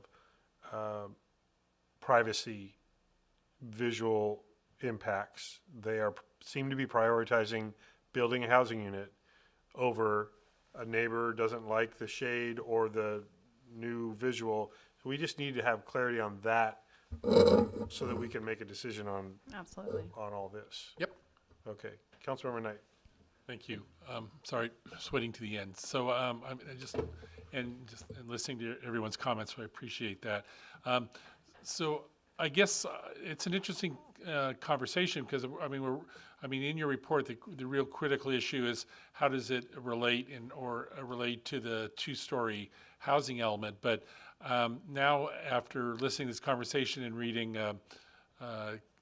Kimberly Cook's letter, my concern is, in some senses it makes sense, and this is all in consideration that the state may be telling us things that we have to do no matter what. But it seems like the upside to it is someone who can't afford to add a two-story over their main structure may want to put a ADU over the garage because it allows them to maybe to continue to live there, provides an income, and retrofitting over a garage may not be less expensive than over the main portion of the home. The other question, as maybe Kim brings up, is you're talking about, let's say in Toyon Terrace, you're talking about neighborhoods with single-story houses with side setbacks to a fence, and going up above a attached garage. Attached garage means you have a pretty tall wall heading up, and then you have these questions. Well, the visual impact, lighting, and everything for that neighbor is pretty significant. So, you kind of like the idea until you're the neighbor where this two-story structure goes up, straight wall within 5 foot of your fence line, and then it's definitely a problem for a neighbor. But this is all taking into consideration. It's probably heading to a point where we will have little to no impact. The state will require it, but in our design review, we're looking at two-story elements where we can say, okay, maybe it's a possibility as long as we stay within the 50% rule. That, notwithstanding that, it becomes a concern how close that addition is to a side yard fence and the neighbor. neighbor's yard. Thank you.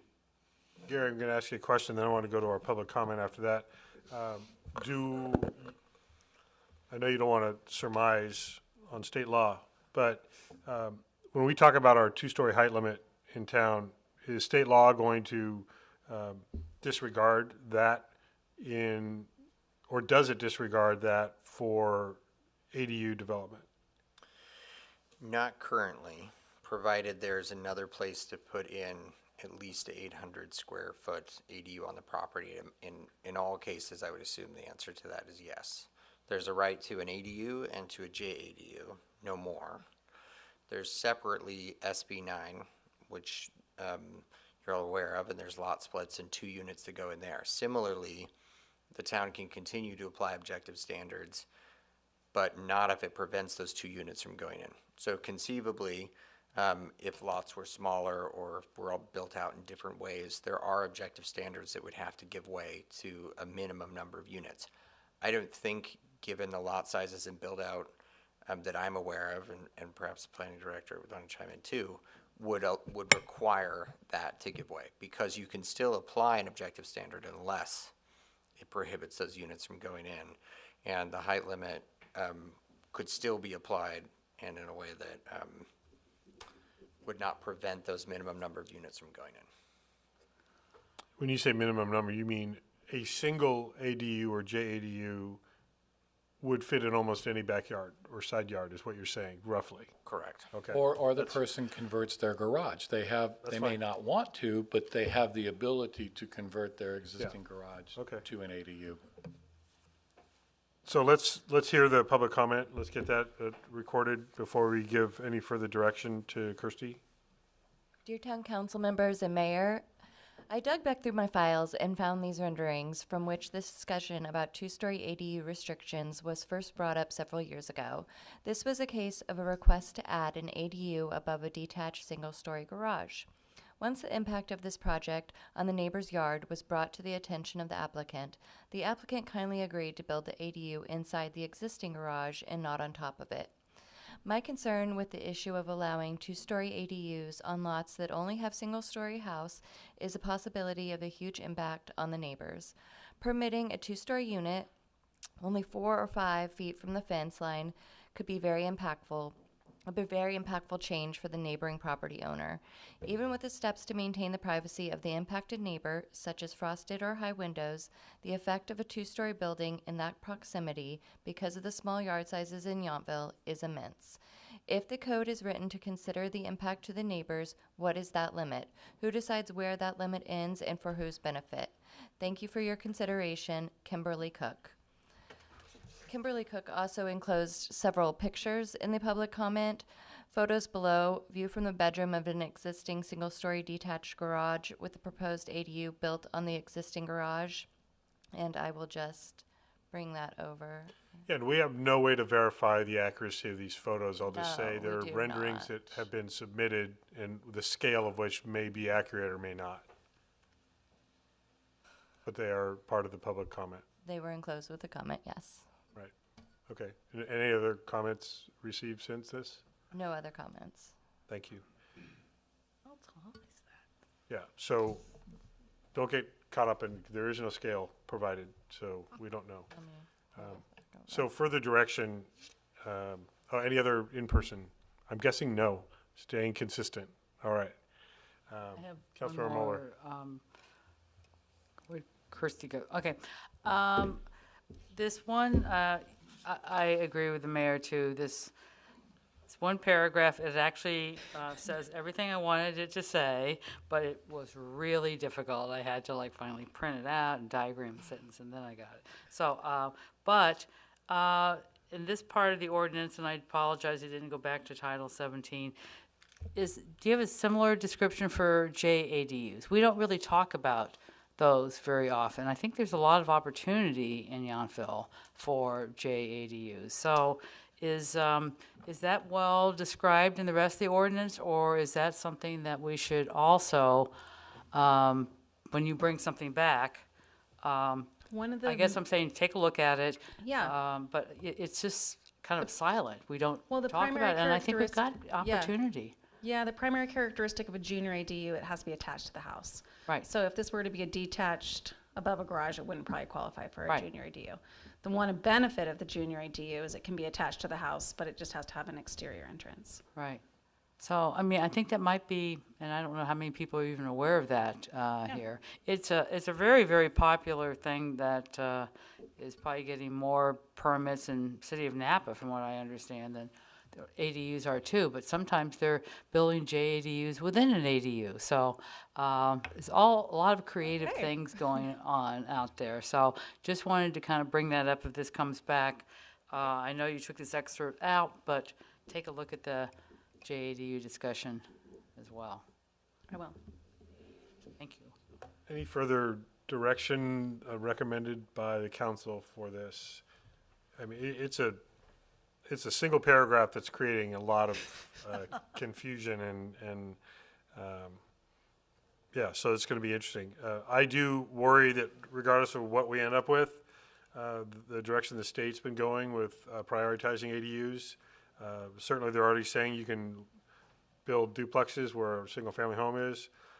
I just worry that even if we try to protect views and privacy impacts, that we're going to lose that authority in the future. But anyway, okay, I'm not 100% convinced that whatever you're able to put together from our direction is going to be clean when it ultimately gets there, because I think you're hearing different priorities in different ways from all of us, so. Right, but I think what's luck. important is we wanted your permission to engage in the conversation. So we fully recognize some of the things that we may bring back.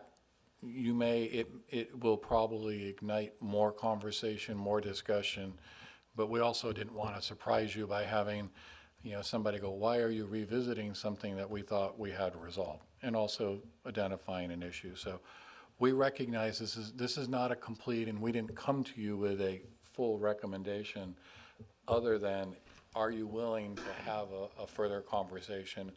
You've given us the answer and some feedback to noodle with in terms of some ideas. Yeah, and if there are other sections, you mentioned there are going to be numerous things coming forward. If you can provide context with what state law is either mandating or how it may differ, like the fact that we can maintain a two-story 50% restriction, at least currently, that helps us define things like this. Got it. So somebody could have a one-story house with a detached garage and an apartment on top of the garage, potentially, is what we're saying. So what is that going to look like compared to our 50% rule for primary residences? Is it going to violate the intent of the 50% rule? Don't know. Okay. You got clear direction, really? It's amazing. I got the approval. You got direction anyway. Yeah. All right, thank you. Okay, we have one more administrative item. Considering adoption of resolution number 22-4119, increasing the salary of the town manager in accordance with his employment agreement. And Julie, is that going to be you or who? I saw that you did the report, but I didn't know if you were setting things up for us or not. Okay. I figured if you were, you would have been heading up to the front already, so. Okay, so Gary, is this you? Yeah, I'm happy to. Okay. So as you know, there's an employment agreement between the town and the town manager. That employment agreement includes provisions for an annual performance evaluation that starts in March, and also includes provisions for adjustments to the salary by resolution, which is before you. This is the procedure that the town council has used in previous years as well. Also, as you know, the town manager voluntarily forewent, I don't know if that's the right word, for the last 2 years, his salary increases that he's entitled to under his employment agreement following performance evaluations. He is entitled to the same percentage increase that are given to other management employees. This year, also on the agenda earlier today, was a 7% increase. That's reflected in the resolution here, as well as a one-time performance bonus of $7,500, which is also included within his employment agreement.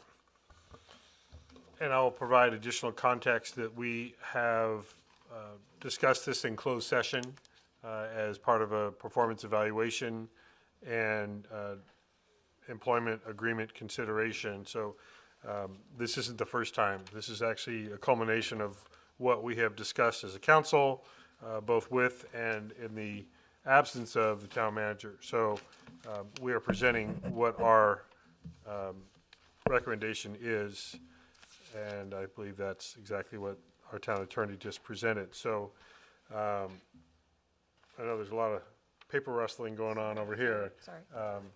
If you're all where you need to be on this, because I was going to first invite comments from the council if you want to lead that way, or we could get into specifically what the changes to the agreement would be. Are there any, first of all, any questions or probably not comments at this point, but questions about our employment agreement? No questions. Everybody understands? Okay. I just need to try to get it called up here. So as it's written, and Gary, I apologize if you just gave some of these very specific details and I missed it while I was looking for the file. The specific performance bonus, we believe as the council that Steve's performance has achieved a level of excellence that we want to recognize.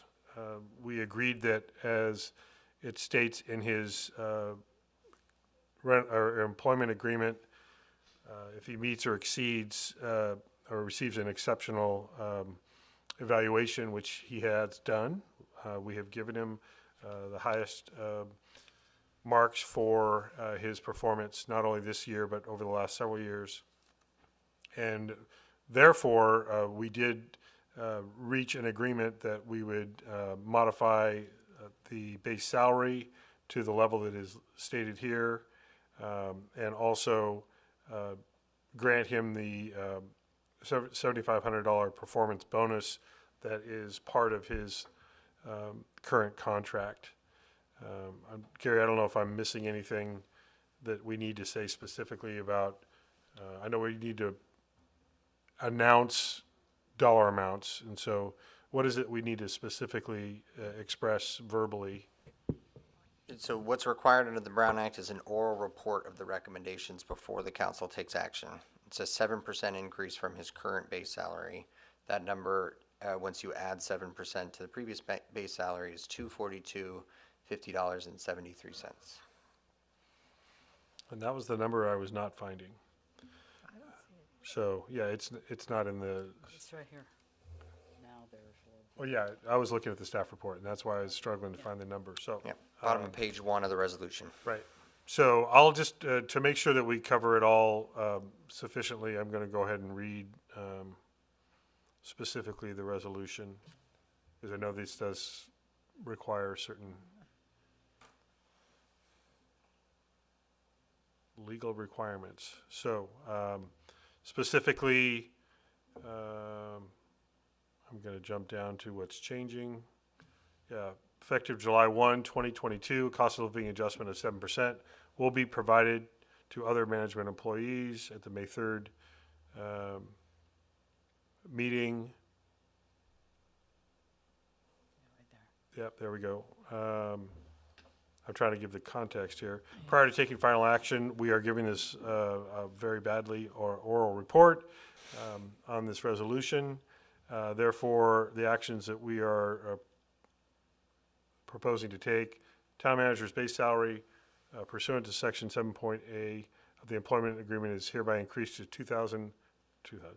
$242,050.73 effective July 1st, 2022, which includes previous increases to base salary and cost of living adjustments similar to other management employees. And we are also granting a one-time performance bonus of $7,500 in accordance with section 7.C of the employment agreement, because he received an overall performance rating of exceeds expectations during his annual performance evaluation on April 19th. It's a lot easier when I read it and don't try to just remember it. And so that is what we are proposing doing. Before we take any action, I did want to, this is where I wanted to get to, invite the council to make a comment about our proposed action before I ask for a motion. Councilmember Tagliabashi. Thank you, Mayor Dunbar. I think several things come to mind when we think of our town manager and the good fortune we have to have him. Number one, in my mind, is his longevity. Longevity in organizations provide some balance. They provide some stable organizational, operational environment, and all those things are important, as can be realized when you look at how well Yountville is viewed by many, many other organizations. And you don't need to look very far to see the opposite of that, where there's some turmoil and some change, and sometimes change is good, but in our case, having a stable leader has helped us certainly through this pandemic. I think the 7% is well-deserved, and I think it's important to note that the town manager didn't ask for more than the employees and other staff were getting. And I think that just shows his humbleness and how he understands the culture of Yountville and how important it is to maintain that culture.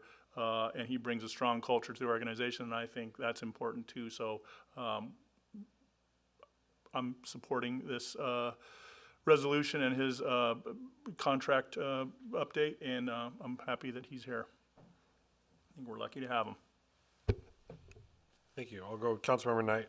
Thank you, Mayor. So I'm sorry, I might have been partly one that was rustling through some papers looking for some of this information, but if the town attorney didn't make this comments, I just wanted to add too that I agree with Councilmember Tagliabashi that Town Manager Rogers has been a great stabilizing force for this community as we've been through this pandemic. But also, I also want to recognize that in the resolution, we also note that he opted to forego any otherwise applicable performance bonuses and the cost of living adjustments for the last 2 years, 2020 and 2021 fiscal years, and we appreciate that as well. Thank you. Councilmember Mueller. Boy, hard to figure out, trying to say something that's a little bit different, because I agree with everything that's been said already. It's, I think if we had had some of the issues with city managers and town managers that our other communities have, people just wouldn't realize how wonderful it is that just have such a wonderful town manager as Mr. Rogers, who really kind of keeps things on an even keel and helps all of us as council members with all of our unique aspects that we bring and questions that we bring to him. I just see it from a distance, some of the turmoil that was mentioned in some of these other cities. It's something I never really want to see, and we've just been very, very lucky. Thank you, Steve, for everything, so that we've haven't had to go through that as other communities have. So greatly appreciate everything you've done. Well deserved. Vice Mayor. Well, Town Manager Steve Rogers' dedication to this town is obvious to everyone. He just is everywhere all the time, and we have to convince him from time to time to take a day off. And congratulations, I'm very happy for you, and you deserve it. Thank you. What I'd like to add is to try to provide some context to what we're going to recognize is if this was the private sector and you were operating a company or business with the number of employees, the assets, the budget, and you were performing at this high a level, we'd be talking about a much higher number, to be honest, in the private sector. But these are the parameters of, public service and public employment. And we've been, I'm glad that when I was on that interview committee and we hired you, I remember one of the boldest things that you did was tell us in your interview that you felt like we needed to eliminate the subsidizing of water to residents, and you were right about that. And I thought, this person has confidence that we can use, and you've shown that confidence ever since. And I agree with the Vice Mayor about your commitment to community. It goes well beyond your employment, and that has also trickled down to everyone else that's in this room and that's not in this room that's part of the team, because everybody else leads, you lead by example, and people notice that, both, inside the organization and out on the streets, and your colleagues. And having just finished your year as president of the city manager's department of the League of California Cities, an example of your colleagues respecting your skills, the personality you bring to this job. You've lasted, I think, 3 times at least longer than the average for a city manager in any organization. That speaks to, again, not only your tenacity and patience, but also the job well done that we all recognize. You've been through different councils. You've managed through crises, disasters, natural and man-made, and have always provided us a vision for how we can look ahead with confidence and to still serve our community. And here we are. I've been through 18 budgets on this council, all balanced. And I know that you weren't part of the first couple, but you've been a part of everyone since then. 15 of them, right? Maybe 16 now, almost. And that alone, is impressive. How you have brought a team together that works so well together. I see how everyone gets along outside the office as well as inside. So I found we all agreed on this also, just so the public understands. This is a unanimous representation of our support of Steve. And so talk about a vote of confidence, that's not even giving it justice. But thank you for your many, many years committed to our Yountville community and the role that we sometimes undervalue, which I've seen even more during the pandemic, where you and I have been engaged on a regular basis with our county colleagues and even our state colleagues, where you are representing Yountville and the Napa Valley, Napa County on a very regular basis. And so that's part of how I evaluate the great work you're doing. It's not just within the town limits. So I will entertain a motion. Mayor, before you do that, I just wanted Yes. to state for the record that there's no public comments received. Thank you. Thought you were going to say somebody just quickly emailed in. Yes, Councilmember Mueller. I'd be honored to present that we suggest that we approve Resolution 22-4119, a resolution of the Town Council of the Town of Yountville regarding the salary of the town manager following his performance evaluation. I will go ahead and second that if I get the button to do so. Are you not getting it? Yeah. Not yet. No? Mayor, do you want to second it? Yes, I do. Refresh is not helping. We got so close to the entire. So I think you have to close that before you see it. Close it and then you'll see your button. Okay. I've made that mistake myself. All right, I'm voting. Motion, Councilmember Mueller, second by myself, and that does pass unanimously. Okay. So, thank you. Steve, would you like to share a word? Or Thank two you. words? 2 words, yeah. I do also want to give a lot of credit to the team and the organization. This is not something that one person does. I take a lot of pride in the team and the contributions, and I continue to be proud to call Yountville my home as well. Thank you very much. Steve, I just want to say we're terribly sorry for what all those budgets did to your hair. They turned it white. I was going to say, the vice mayor is correct. When I did start, I was blonder, or at least a dirty blonde, and it is now solidly white. I will admit that. Okay. All right, we're going to move ahead. I don't see any staff informational reports unless there is something added. That's correct. Okay. Quickly through council meeting reports and comments. Napa County Flood Control Water Conservation District did meet today. We received an update on the state water project as it relates to the North Bay Aqueduct.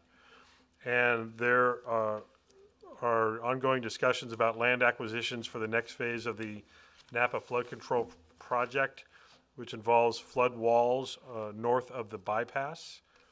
And there's talk about the possibility of the need for eminent domain filings for some of that land for the greater good of the community, but that's not yet determined. Napa Valley Transportation Authority, Councilmember Tagliabashi, I don't remember if you have. I wasn't there, but I believe we did budget. Yes, we did. Yeah, and I have no summary on that, so I'm not going to worry about it. Upper Valley Waste Management Agency? Other than shredded day? Well, you know, it's, things happen. So we're going to prepare next time to not have to call the fire department. But that's, so Upper Valley Waste Management is the same as LAFCO. Both of those groups we met in April, and we are due to meet next month again. So, but we had a very successful shredded day. We had 175 cars and 10 walk-ins. It was really a record. So we did quite a bit. We didn't really, we just opened the gates, the fire trucks came in, and then we just started taking all the garbage off Mulberry Street. So we didn't miss a beat. And we'll add battery drop-off for next year. Yes, and we actually collected batteries this year. We just didn't advertise that we did, so.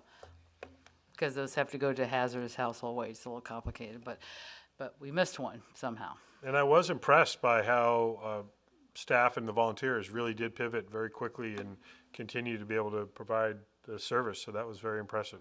And then it rained, and it was over. Watershed Information and Conservation Council, any report?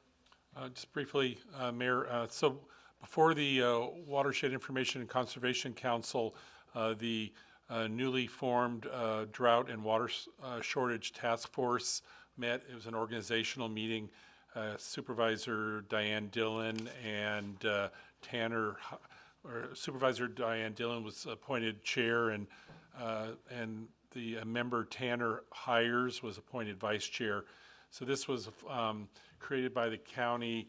It's based on state law where the state is asking counties to look into smaller water storage and to develop a plan to assist Napa County residents whose domestic wells have run dry. There'll be other activities that the Drought and Water Shortage Task Force works on, but it'll be a subcommittee of the Watershed Information and Conservation Council. So we met, and I was there representing Yountville as an alternate for the vice mayor. The Watershed Information and Conservation Council had a few items. We talked about strategic planning for WIC in the future, and then received some very technical but interesting reports from the Department of Fish and Wildlife on voluntary drought initiative program, and for a report from the Natural Resource Conservation Manager for Napa County on Napa Valley Subbasin Groundwater Sustainability Plan. And so you can go to, if a resident is interested, they can go to the Napa County website and also to the Watershed Information and Conservation Council's website and see and read the reports of what we talk about, and we meet on a quarterly basis. So thank you. Thank you for the report. Cal City's update, Vice Mayor? Well, while Councilmember Knight subbed for me on the watershed information and conservation, I was sad to miss that launch of the new task force, water task force.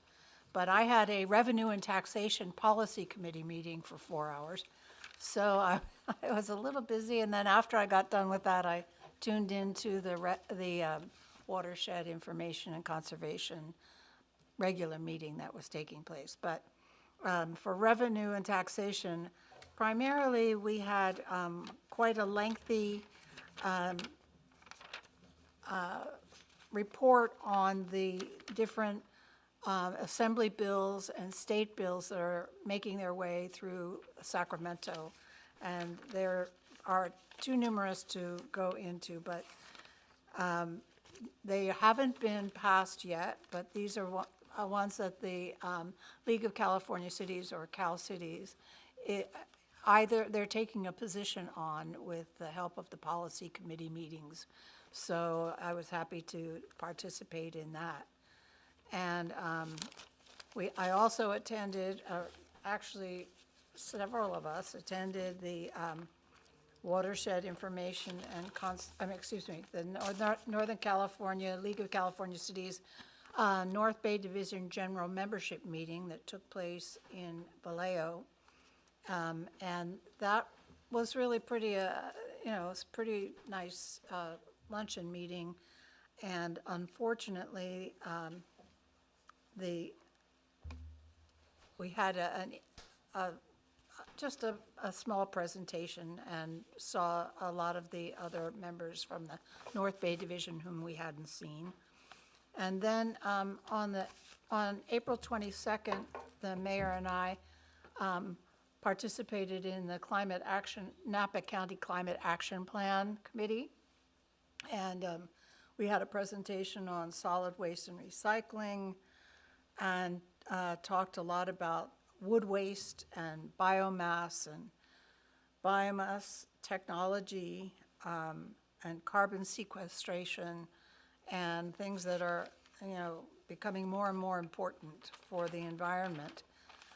So I have four or five pages of notes from that. If anybody would like them, I'll take a picture and send it to you. So it was a good meeting, though. I suggest they go online to the county and watch the presentation. good idea. Looking at the notes, I'm not sure the photographs of those notes would be legible. Good point. But I can barely read them now. I haven't got it. the county presentation was one of the best I think we've had Yeah. on the Climate Action Committee. It was really helpful to understand not only 1383 and the solid waste state law, but a lot of other environmental initiatives that are happening all around us. So that was very educational. I have one. Yes, go ahead. I also attended the Environmental Quality Policy Committee with the league, and there was a vote, although it was close, about moving forward a new plastics law. This would, much like the redemption value you see on your, I don't know if this has one, but your Coke bottle or things like that, there is going to be, at least it's moving forward to the league board to approve and see what they're going to, recommend to go on the ballot. This plastics law, which will be an extra tax on each piece of plastic that is now either recyclable or not recyclable. And then they're expecting the money to be that is being generated will be given back to the cities and the towns and the counties where the material came from. So it's a bit complicated. It was controversial because a lot of people didn't think it was very well thought out. I actually felt that really putting our money towards true circular economy was really going to finally get us where we need to go, not another Band-Aid. But that was just my opinion, but some people agreed with that. So, and it was very almost unanimous support for Cecilia Aguilar Curry's new plan for additional biogasification for a lot of this, the woodland and some of the other firewoods that we're getting, and then creating biochar, which we can put back into different fields and on agriculture to capture more CO2. So it was a good meeting. Thanks. Just very quickly, the last on Cal Cities, Councilmember Knight joined the vice mayor and town manager and me when we did go to the Mare Island Brewing Company for that North Bay Division meeting. And the vice mayor and I received recognition for our leadership during the pandemic that really altered, as our colleague from, Eli? Yeah. From Marin County, from. But it's the city, Corte Madera. Corte Madera, okay, thank you. During very challenging times during the pandemic, and for us also wildfires, and so the North Bay Division recognized our service, so that was appreciated.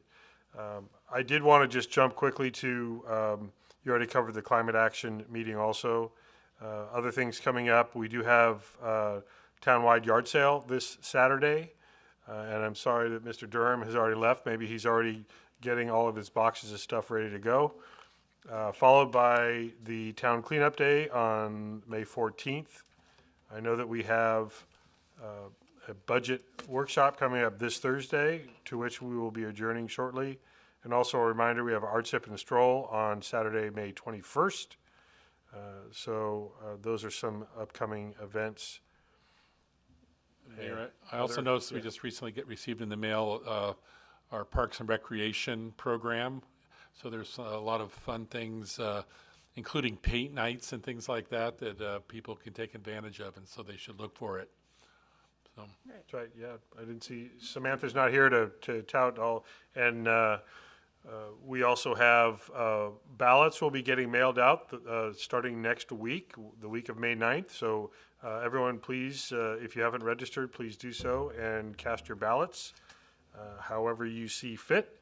I think that's all of our business for Mayor, tonight. just quickly, will we have a ballot to drop off at Community Center like we usually do for this election, or? I believe that's going to be the same place next to the library as it has been every year. Same situation. Good. For every election anyway, yes. Okay, so I believe we have taken care of all of our business for tonight. We are going to be reconvening this Thursday at 1 p.m. at our special meeting where we will have our second official budget workshop. So we want to entertain a motion to adjourn to that. I think I'll assign So council moved. member or vice mayor will move, and council member Knight will second the adjournment. And I suspect we're all going to agree with that.